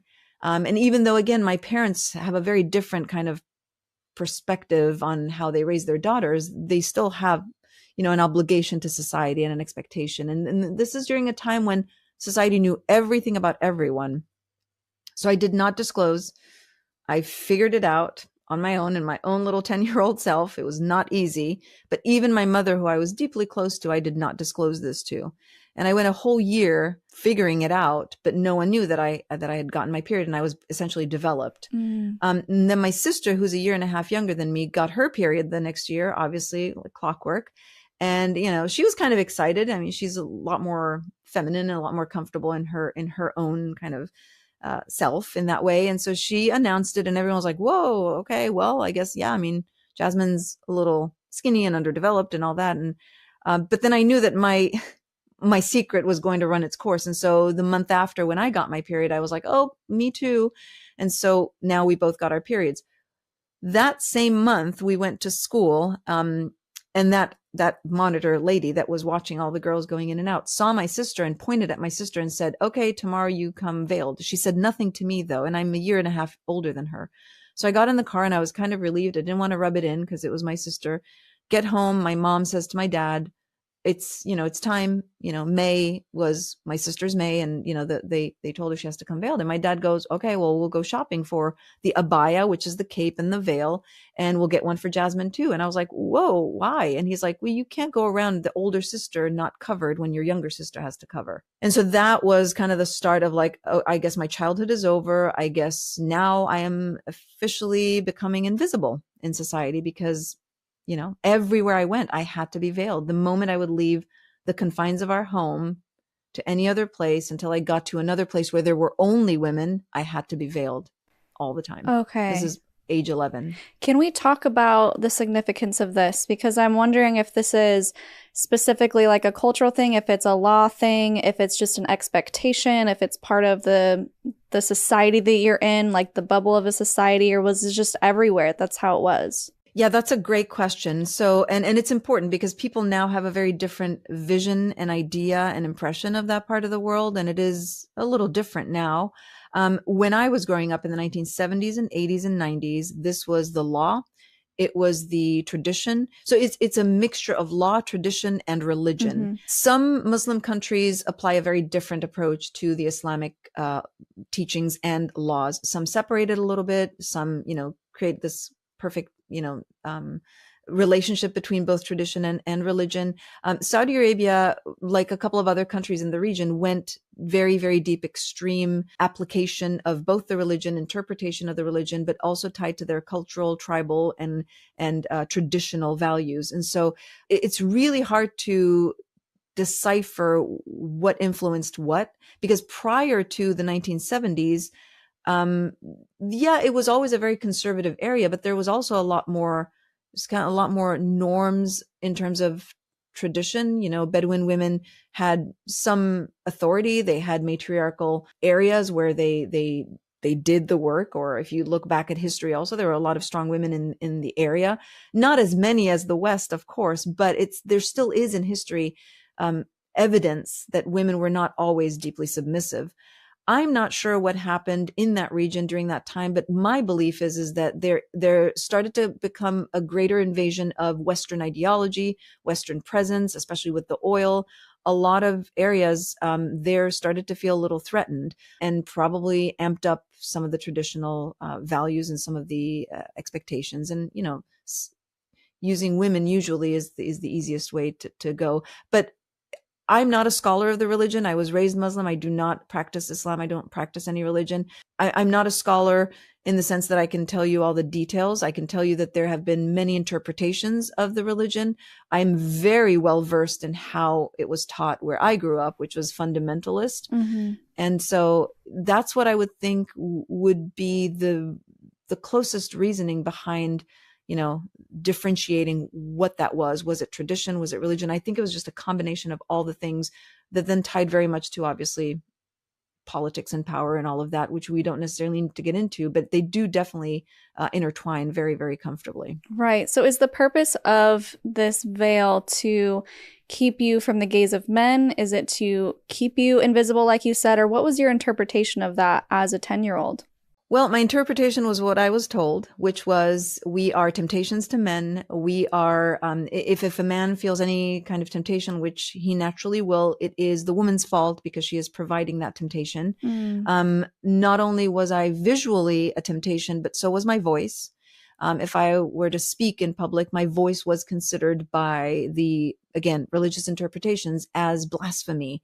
So it's a sinful blasphemy, temptation, all the labels that you can think of. So it was essentially a sexual tool, the voice of a woman. So the minute a woman starts covering and menstruating, that's when she then becomes a temptation to men. It always was tied to men and sexual pleasure and, sin. Wow. Was that confusing to you as a 10-year-old? Because I'm assuming they also didn't teach you about safe sex or consent or boundaries or any sort of sexual education, yet they're also at the same time objectifying you and telling you that you need to be covered or else you're going to tempt a man. Did you have any understanding of what that meant? Again, I was lucky because I had an incredible parent at home, my mom, who was, Western and had a different education and different mentality. And even though she tried very hard to make sure that she wasn't necessarily exposing us to things that we shouldn't be troubling ourselves with, we talked about it. We talked about, sex education and where babies come from and all of that, because nowhere else would you be talking about that. No, society only told you that you basically, your goal was to grow up to be a proper woman, a virgin, extremely pure. And then, when you're blessed with the perfect husband, that's where you just kind of give yourself to that husband purely and fully and committedly, and then, have children and raise a family. That was pretty much what was inculcated in my mind growing up, was this is what the goal, and this was not from my home. And I will say, I think the hardest thing for a lot of people is where they grow up in these types of societies. It usually is in the home as well. My conflict and where my story ends up being a little unique is that this was not the norm in my home. It was the societal norm, which put pressure on our family to perform and to respond to what the expectations were, which made it 10 times more confusing for a child like me. Yeah, I'm sure. I think my biggest problem with this is just the sexualization of a child, of a 10-year-old. And it seems like, from my perspective, once you give this child a veil, it's almost like a target. Like now they're supposed to be aware of themselves in a way that could entice a man. And it's just, it bothers me because they're just a child. Absolutely. Yes. And I will say that from the age of probably about 12, 13, that's, again, when I was growing up, that's all girls talked about, was just when the moment would come that the right, person would come and propose. And again, these are arranged marriages also for the most part. Those who were not, the marriages that were not arranged were definitely secretly set up, if you will. But traditionally, marriages are arranged for the most part between families. And that's what kind of girls aspire to. Now, I will also say that it is a very educated part of the world. Women are educated. They do go to school. They do go to high school. Many of them go to college. When I was in high school, that definitely was what a lot of the girls around me, my friends, were thinking of, that junior, senior years, like, oh my gosh, I'm going to get engaged. I need to be exposed. I need to be out there. So essentially, yes, they don't talk about sex necessarily, but it is the value you place upon yourself is how you will then become the product that is meant to, be given to a man. Yeah.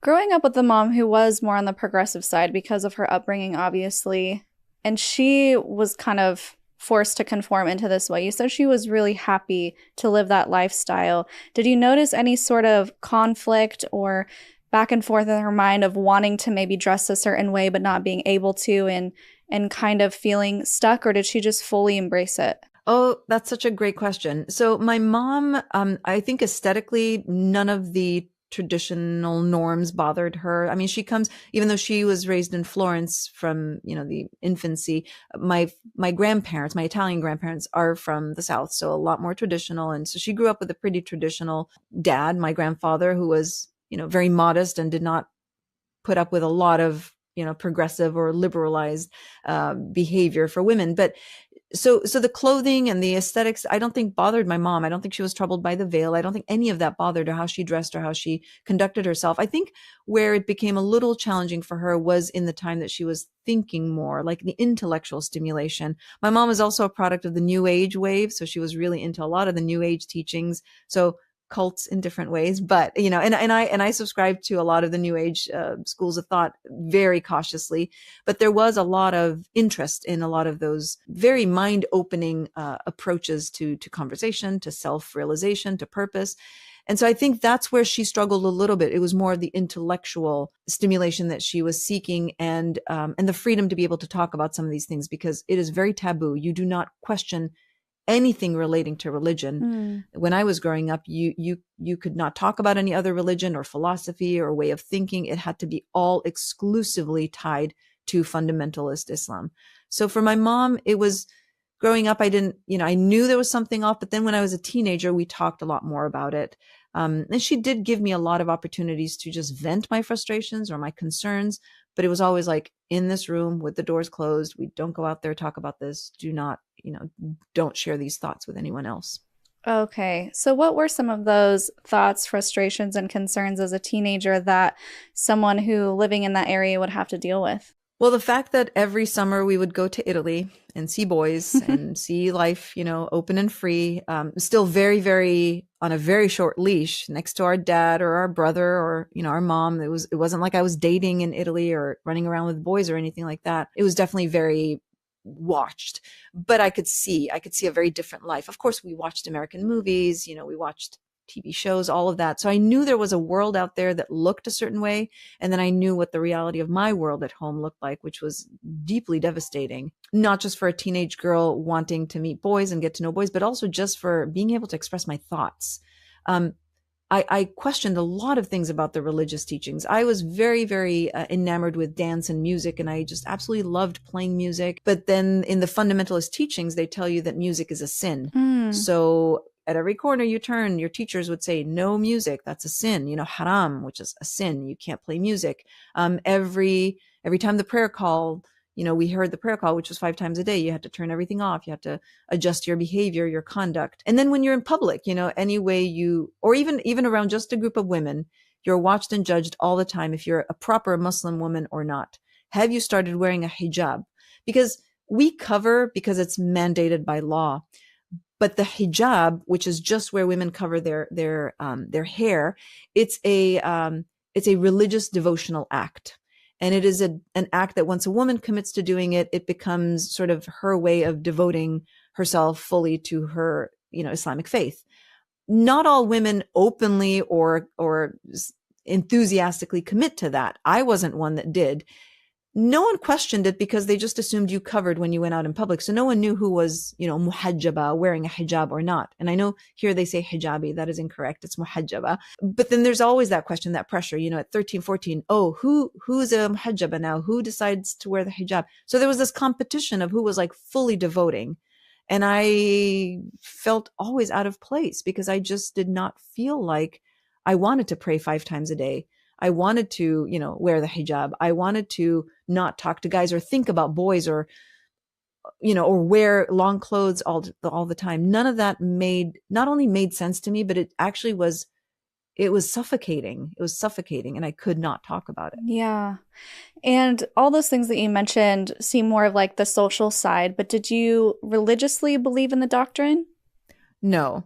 I did not. And I always remember asking my mom, like, if there is a God, why would he be so cruel? Why would he create all these people? And then, well, first of all, why would God show you all these wonderful things and then take them away from you? From women, it was pretty much all of it. From men, it was like some of it. Because I will also say that, yes, a lot of this was hard on women, but on men too, because this is not a normal life for men either, even though they had the freedoms and, all and the power and all of that. But for women, especially in the hottest desert of the world, to be covered from head to toe just made no sense. I do not know the outside of where I grew up as much as, maybe men did or Western people did, that they got a chance to travel and to see it, because I had to be covered everywhere I was. So that to me was really hard, was coming to terms with the fact that I was to be completely quiet, submissive, silent, invisible. And then also to be told that, you're putting in all this work at school, but pretty much there were only 3 or 4 professions that were allowed for me to explore, teacher, because they needed teachers for women's sections, working in a bank, which was also segregated. There was a women's section and men's section. So if you're doing business, you needed to be able to talk to women, doctors and nurses. That's pretty much it. When I was growing up, those were the professions that you could consider as a woman, and everything else was not available to me. So no other ambitions you could think of. So that to me was very tied, not just to the culture and the tradition, but also to the religion, because it was all intertwined. If I was out and about with friends and let's say I had nail polish on, they would immediately say to me, "Oh, you're on your period." And I know you're wondering why the connection. Well, the connection is that when you pray 5 times a day, you're supposed to wash 5 times a day before the prayer. And if you have nail polish on, water does not clean your nails and does not penetrate every part of you to wash you properly. And so if a woman's wearing nail polish, she will not be cleaned properly to pray properly. And so you have to remove your nail polish, wash, pray, and then do it all over again. But when women are on their period, they are considered impure and unclean, and their prayer is not welcome. It is not received. And so women during their period at least get a respite from praying 5 times a day.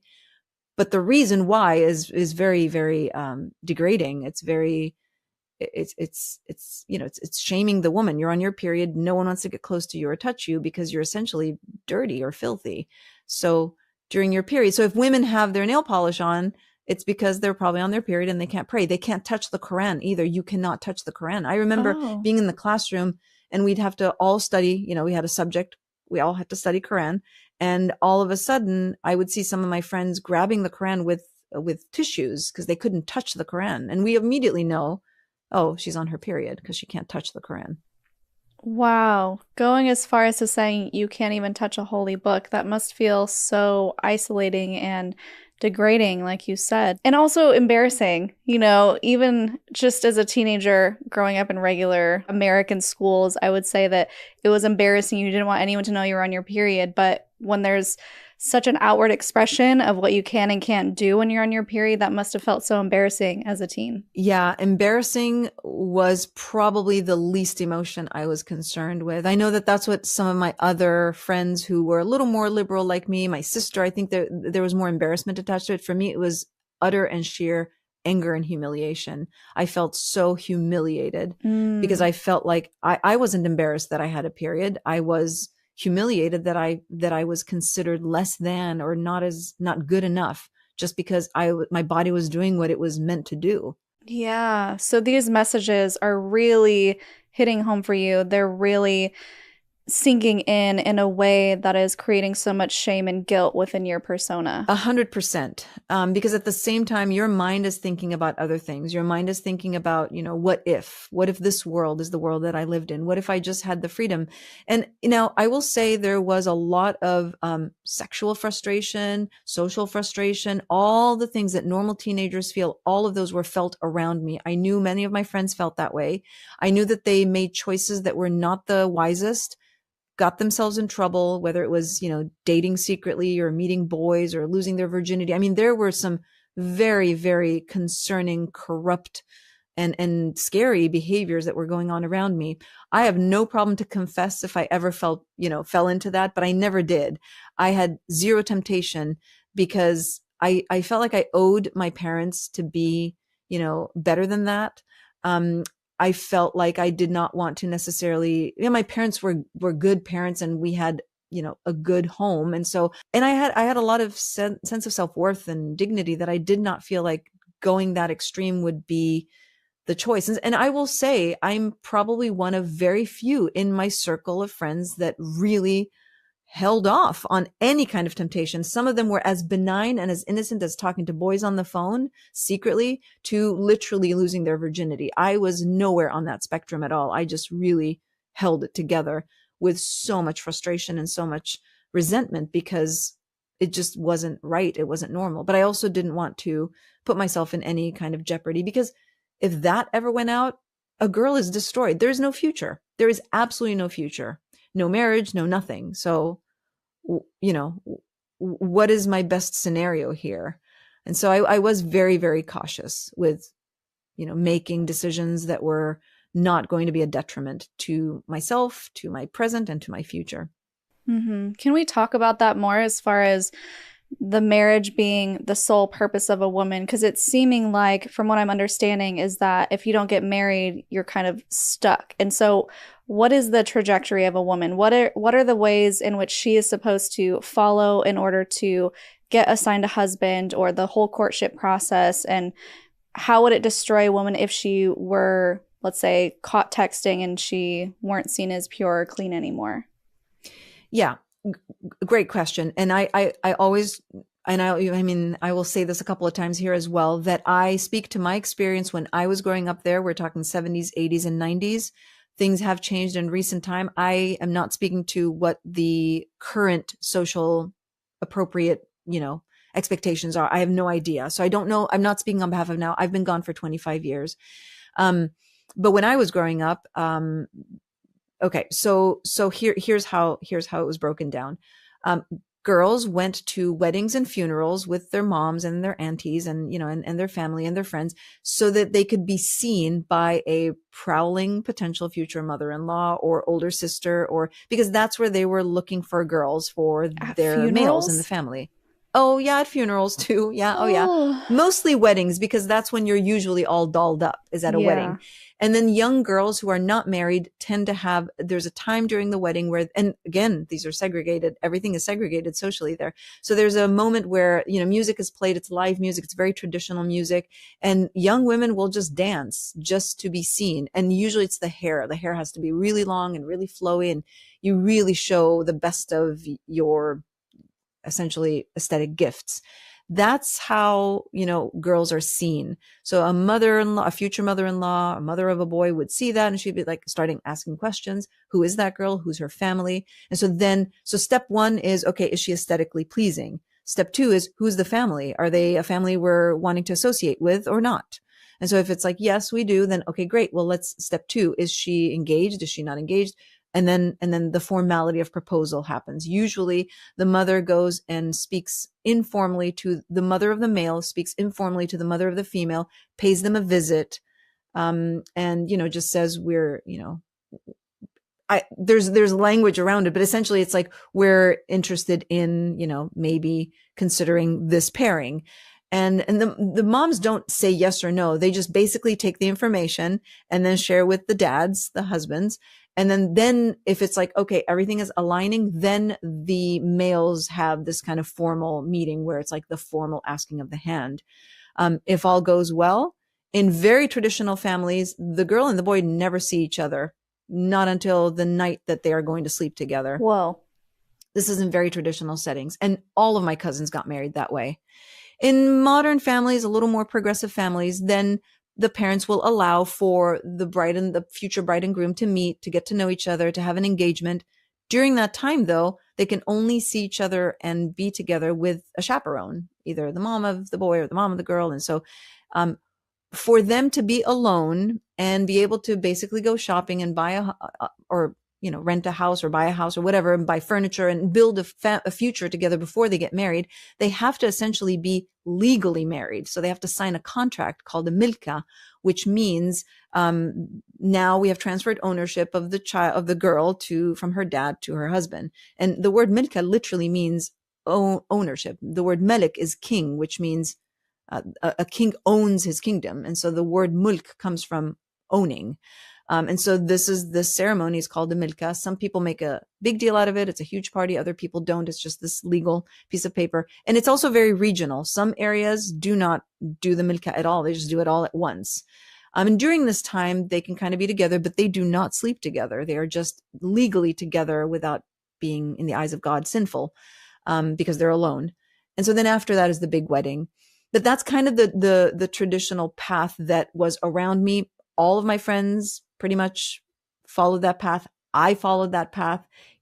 Every young woman looks for that for different reasons, but that's pretty much the trajectory. I would say for the large majority, that trajectory is just what they're excited for, what they're looking forward to. For me, it was the only way that I knew I would gain some sense of freedom and independence, even though it was very minimal in comparison to the independence that I really wanted. But for the most part, I was able to at least have some say based on who I was choosing to marry. Yeah. Something that stood out to me as you were telling that story is how at weddings, there's music, dancing, and your hair is out. And I was like, wait, aren't those all against the rules? And so is that kind of the one exception where you can be seen, or where you're expected to be seen in some sort of beautiful, maybe even sexual way to attract a partner? I am so impressed that you caught that, and I'm so grateful that you did, because music in and of itself is sinful only if there are string instruments. If it's drumming or vocal, it is not a sin. But any other instrument that is considered, I guess, Western instruments is considered a sin. Now, that's not to say that it's not available, because I don't know if you're familiar with the oud, but that's a very traditional Arabic instrument. It's very similar to the lute. There is music there. There have been, TV shows and movies and musicians and very famous singers, mostly men at the time. Now there's some women, but they played instruments. If you hit a wall with an Islamic scholar or a devout Muslim, they will tell you all of it is sinful. You can only use a drum and you can only use your voice. So at weddings, it was pretty much only vocal and drumming. Oh. That's the music that was there live in traditional weddings. Now, in modern weddings, they also had, recordings. So there was also more music, and it was all recorded. It was like, on stereo or DJs. At the time, DJs were a thing, and they were all women. So you would hear modern music played in modern weddings, but it was only women. And yes, they had to show the best it's like you're saving all this for a reason. Now you get to flaunt it so that you can obtain that ultimate goal. That's so interesting, because I would imagine growing up in a society that from the age of 10, you were told that you are a sexual being and you can't tempt men, it would be a little bit scary to kind of take off that mask and to present yourself in a way that's opening you up to the gaze of men that could potentially be dangerous. Did you feel that way at all? Yeah. So I personally did not feel that way because my parents had a very different approach to that circus, if you will. So my parents didn't necessarily put that kind of pressure on me. They did not necessarily make me feel like I had to perform or go out there and be found. Not at all. My parents actually were not of the idea that women should get married very young, that definitely not marry our cousins, because all of my cousins were marrying their cousins and all of my friends were marrying their cousins. So that was a line that my parents drew. So no cousin marriage, no getting married super young, fresh out of high school. So I didn't feel that pressure. That's not to say that during that time, from the age of 15, 16, people were not knocking on the door. It sounds very conceited to say that, but that's just the cultural norm. That's just how they did things. It's like, okay, they're knocking on the door, and they don't necessarily want the marriage to happen right away, but they're like, oh, she's a catch. We're going to make sure that we can at least lock her in. And so I didn't feel that pressure because my parents didn't put that pressure on me. The pressure that I felt was in making a decision that would be the least of two evils, if you will. Evil is not necessarily the right word, but maybe it is. I felt the pressure and put the pressure upon myself to find that man that I was going to then allow to come knocking at my door, because he had to meet a standard that I had, which was he had to be modern. He had to be open-minded somewhat. He had to have, a somewhat similar approach to how my family views the world. I could not marry a traditional man that then expected me to just be, barefoot and pregnant at home or at his service, just being the wife. So that's where I felt more of the pressure. Okay. And how did you end up finding this man? Well, yeah, so I do go into details in the book, but essentially a friend of mine who was also like me, mixed, her mom was British, her dad, Saudi, had a lot more of a freedom meeting guys and talking to guys. Her parents were a little more comfortable. My parents were definitely a little more reserved and traditional. And so she met this guy through family, friends. I mean, again, it was like all the family, they met him, and he had just come back to Saudi Arabia after living in the US. His dad was a diplomat, his mom, both his parents Saudi. He was born in the US, and he grew up there till he was about 13. And now we're 16, 17. So he had just come back. And so when she met him, she was like, oh my gosh, I think this is the right person for Jasmine. Of course, when I met him, it was fine. I did not fall madly in love, but I thought to myself, this has to be the kind of man I have to end up with, because he kept saying he wanted to go back, or he wanted to leave Saudi Arabia, and he didn't want a wifey and an obedient woman and like all the things. I was like, okay, this will be the right man for me. And so at 16, 17, I was like, okay, I guess this is it. And so for 3 years, we talked on the phone secretly. My mom knew, my brother knew, but my dad was, I didn't want to upset him. I don't know that he would have been upset, but I just, waited, because his biggest fear was that we would get married young for all the wrong reasons. And then we followed the trajectory of everyone else. His mom came and spoke to my mom. His dad came and officially proposed. We had our little formal engagement. We were chaperoned when we were together. We did the milka, that ownership ceremony where I wasn't even involved, but the men were. And it's hard because then there's the dowry involved. So it's almost like you're purchasing the girl. And my dad just did not like and conform to that. It was really hard for him. I was his first daughter getting married. And so I know it was emotional for him, but it had to be done. And so I stayed in that marriage for 6 years. We traveled a lot, but I knew I did not want to have a child with him because I knew he was probably not going to be the man that I was going to be with the rest of my life. And there was a lot of pressure to having a child because you're married now. His family wanted a grandchild, wanted nieces and nephews. And I just bought myself time, because if I had kids, I knew I would never be able to leave ever, ever, ever. Yeah. And I think you mentioned in your book in detail about the ways in which the marriage slowly started to change and you didn't get the guy that you initially thought you were marrying. Yeah, very much so. So the more time passed, the more we both matured, because we got married when I was 19 and he was 20. So children. Mm-hmm. So as we both matured, I was becoming more radicalized in my feminist belief and in my own sense of self-worth. He was becoming more attached and more traditional. So we definitely drifted apart deeply and immensely because he was now starting to feel a lot more committed to the lifestyle, a lot more attached. He was doing well with his work. He was, very close to his family. And meanwhile, I was like, this is just getting worse. And thinking to myself, I mean, at this point, what do I have to lose? What do I have to lose? I cannot be here. I cannot live this life. And so we did drift apart, and I forcefully, wanted a divorce. And then in the meantime, I started plotting my infamous escape. My idea was to move to Canada, essentially, to be with one of my childhood friends who was also in the book, and just kind of run away and go to her and then figure things out.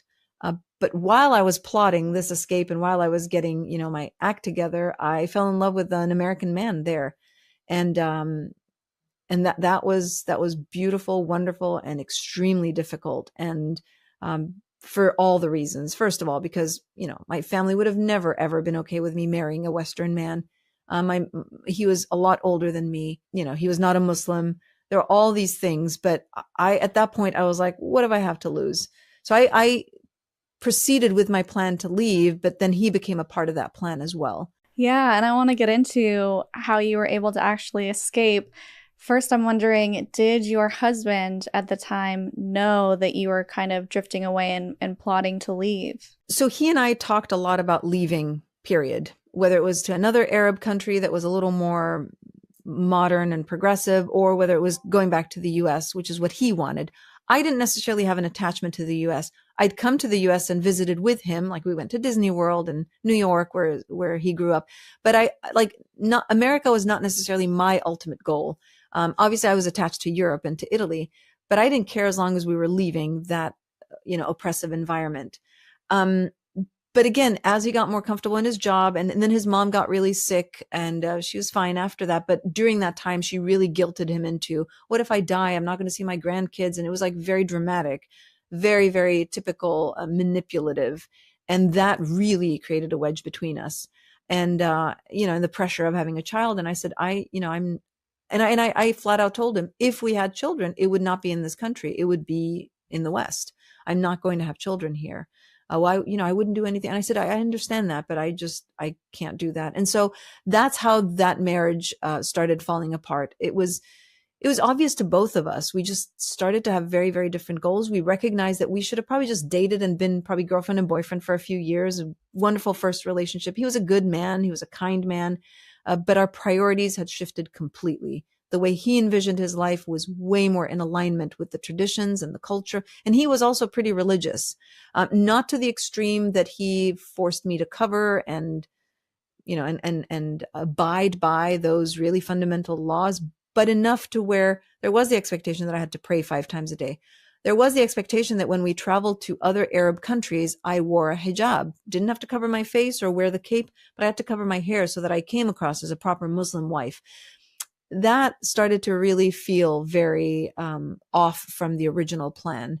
And I could not continue with that. And I look back and I think, wow, as young as I was, I'm kind of grateful that I had a sense of clarity, that I did not lock myself in with having a child or really succumbing to all of his expectations. Yeah. And I want to get into why it's such a big deal to essentially escape the country and the laws around that, and why it's so difficult. Because as I was reading your book, I was thinking, oh, wow, there's a lot to this. You can't just get on a plane and go. So can we talk about that? Yeah, absolutely. So women did not for the longest time have their own ID. My ID when I was growing up was always under my guardian, whether it was my dad, whether it was my husband. I did not have my own ID or my own passport or any of that. Eventually I was able to get my own passport, but again, always under the premise that it is tied to my guardian's, legal status. So that's that. So based on that, women can't just up and go. There's no way for them to legally exist. Women didn't drive either. They didn't start driving till 2018.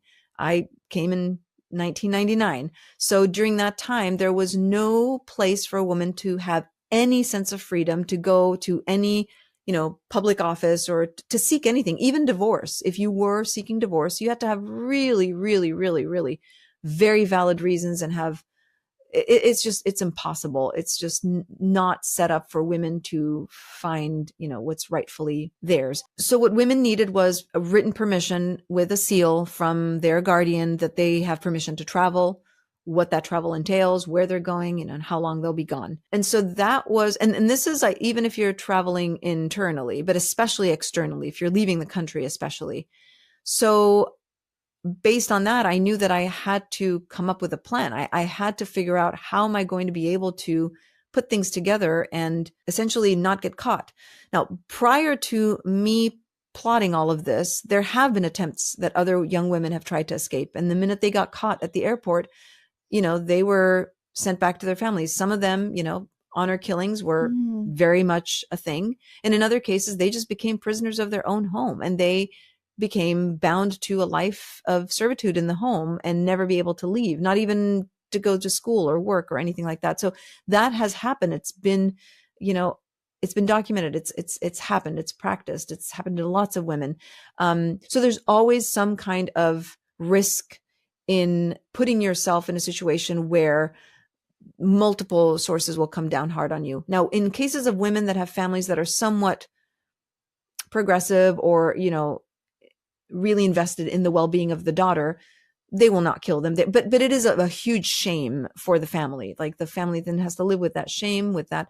So there are very few cases where some of my friends growing up, their dads were a little less concerned than my dad was. And they were like, whatever, we will send our daughters abroad to go to school. So they would sign the permission, send them to school. Many of them were educated in the US, and they, they lived a fairly, normal life, if you will, as normal as can be, going back and forth, but still having that freedom. But that was sanctioned by the dad, by the guardian, by the family. And it was frowned upon. I mean, those girls definitely, society talked about them. And so my dad always was afraid of being the butt of people's, not just joke, but criticism and ridicule. And so that was never, ever, ever an option that I could have ever entertained. Can I go to school abroad? No, absolutely not. This is your life. This is what we're doing.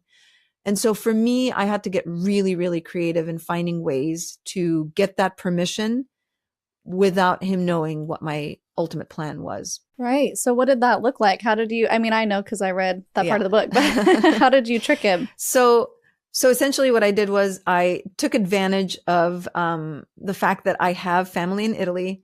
And my oldest Italian cousin, is like my brother. We're very close, still are today. I told him everything. I told him what was going on, that I was planning to run away, that I wanted to start a new life, that now I'm divorced from my Saudi husband. So I'm essentially damaged goods. No Saudi man is going to want me unless I'm a second or third or fourth wife, because polygamy is still alive and well and practiced there. So I would be like a trophy second or third wife, even at the age of 25, but you are no longer a virgin. So again, you're not the desire number one, which I would have never, ever been okay with. And I also told him, and in the meantime, I also met this man and fell in love with, and I do want to run away with him. And so what we did was, my cousin called my dad and said, hey, Jasmine, is going through a hard time with the divorce and everything. And, she just needs a breather. And my cousin said, I'm going to go to the US and travel with my family, with his partner. And since Jasmine's been to the US before, maybe she can go with us and just like get a little vacation out of it, and also show us around and everything.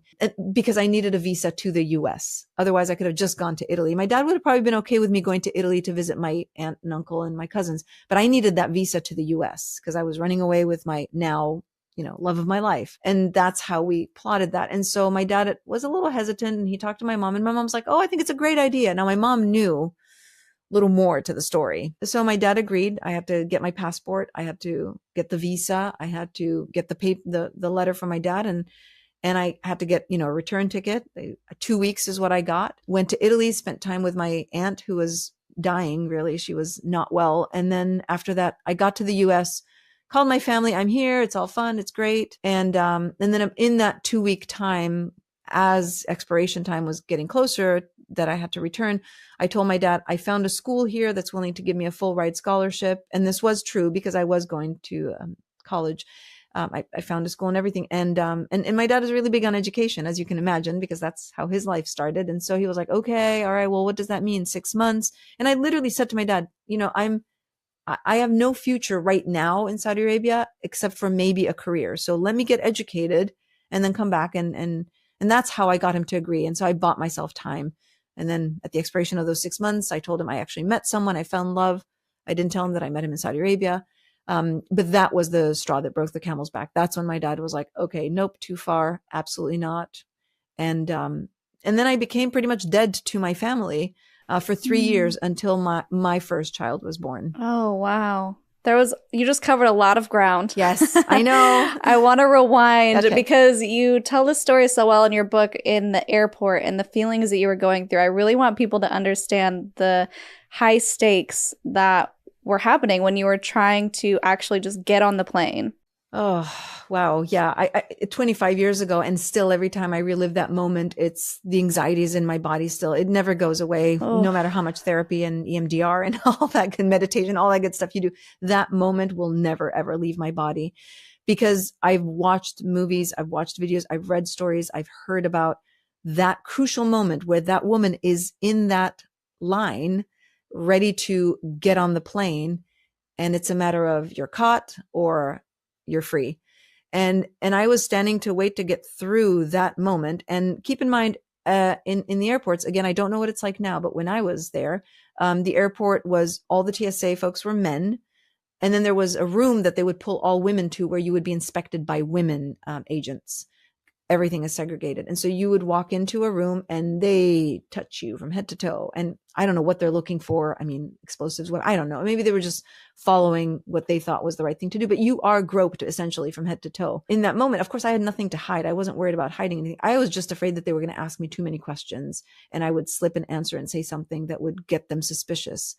My mom was with me at the airport to see me off. No one in my family knew that I was going forever. Of course, I said goodbye to everyone like I was going to see them in a few weeks, which that alone was the torment and the pain. Yeah. 'Cause I was close to my family, very close to my sister. I left Valentino, my dog, behind. And so I sat down, and in that moment, right before I boarded the plane, I saw a group of, and we did not talk much about them, but they were the most terrorizing group of people growing up, which are the religious police, also known as the Mutawa, who are devout men who implement the fundamentalist or the most fundamental extremist practice of Islam. So they are out in public, chasing women, yelling at women, chasing young men. They are monitoring every behavior of young people in public. Women have to be covered from head to toe. If they hear your voice, you get yelled at. If they see skin, you get yelled at. They will drag you into their suburban vans and take you to jail. So that, we did not touch upon that, but that was the constant daily, which is why I never like to go shopping or be out in public, is because you are always at risk of being seen by them. Now, visually, you can spot them a mile away because they have long beards. They wear the headdress, they wear their cape, which is a mishlah, and the dress that they wear, what men, Saudi men or Arab men wear, it's called a thobe, goes down to your ankle, but they wear it above the ankle because they refer to that as modesty.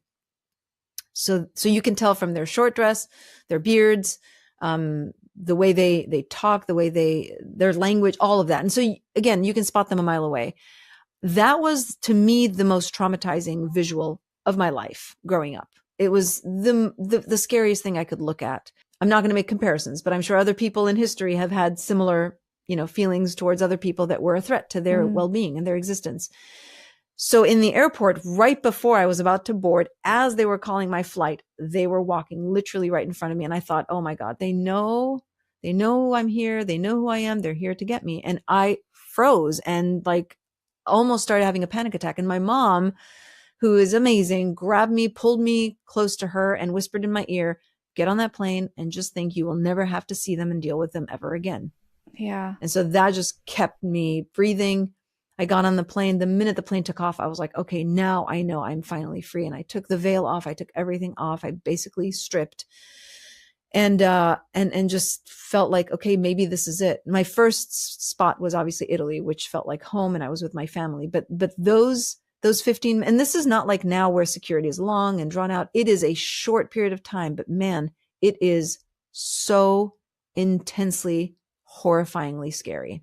I can't even imagine that feeling, that anxiety, just wanting to be free, knowing that you could get caught at any moment. But luckily, your mom was on board with that. That's amazing. Yeah, it is. And one of the things is also, I knew that once I left and once I landed wherever I was landing, all Saudi citizens are required to also go and, connect with the embassies and just kind of let their presence known in whatever country they're at. And probably some of it is formality so that if you need help or if there's any, it's just a diplomatic gesture, I guess, that many countries do.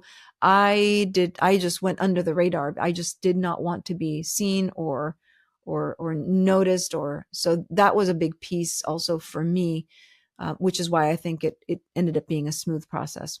Okay. When you got to Italy, you said that you had removed some of the things like the veil and your different clothing. Did you put it back on because you were meeting family who knew what you should be wearing? Oh, no. So in Italy, I never dressed like that. I was always with my Italian family. I always wore, jeans and t-shirts. And in Italy, I never had to be veiled. My dad, thankfully, was not an extremist. So in Italy, we dressed normal. Now, we dressed modest. I couldn't wear shorts or, tank tops or bikinis or anything like that. But, I was dressed Western.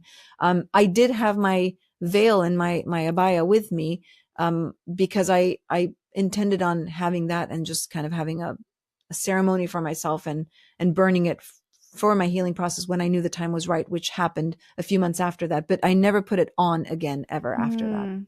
Yeah, a literal shedding of layers to your new life, to this basically rebirth. And I want to talk about what that was like when you actually settled in Wyoming with the love of your life, Daryl, and what that was like for you kind of settling in. Well, I always joke and I say when we arrived, so we arrived in New York first, obviously, because we met in Milan. And then from Milan, we flew to New York. And then from New York, we flew to Denver and then drove from Denver to Wyoming, Rock Springs, Wyoming, which is a small mining town in the middle of the desert. So as we were driving into Rock Springs, Wyoming, I literally looked. Now, in my head, freedom also included trees and water. And I grew up in the middle of the desert of Saudi Arabia. And I was like, oh, I'm going to have trees around me and waterfalls and rivers and lakes and mountains. And like, I was just envisioning, because I love nature so much. And we're driving into this drier desert than even Saudi Arabia was. I literally looked at him. I was like, you took me from the desert to bring me to the desert. Are you kidding me?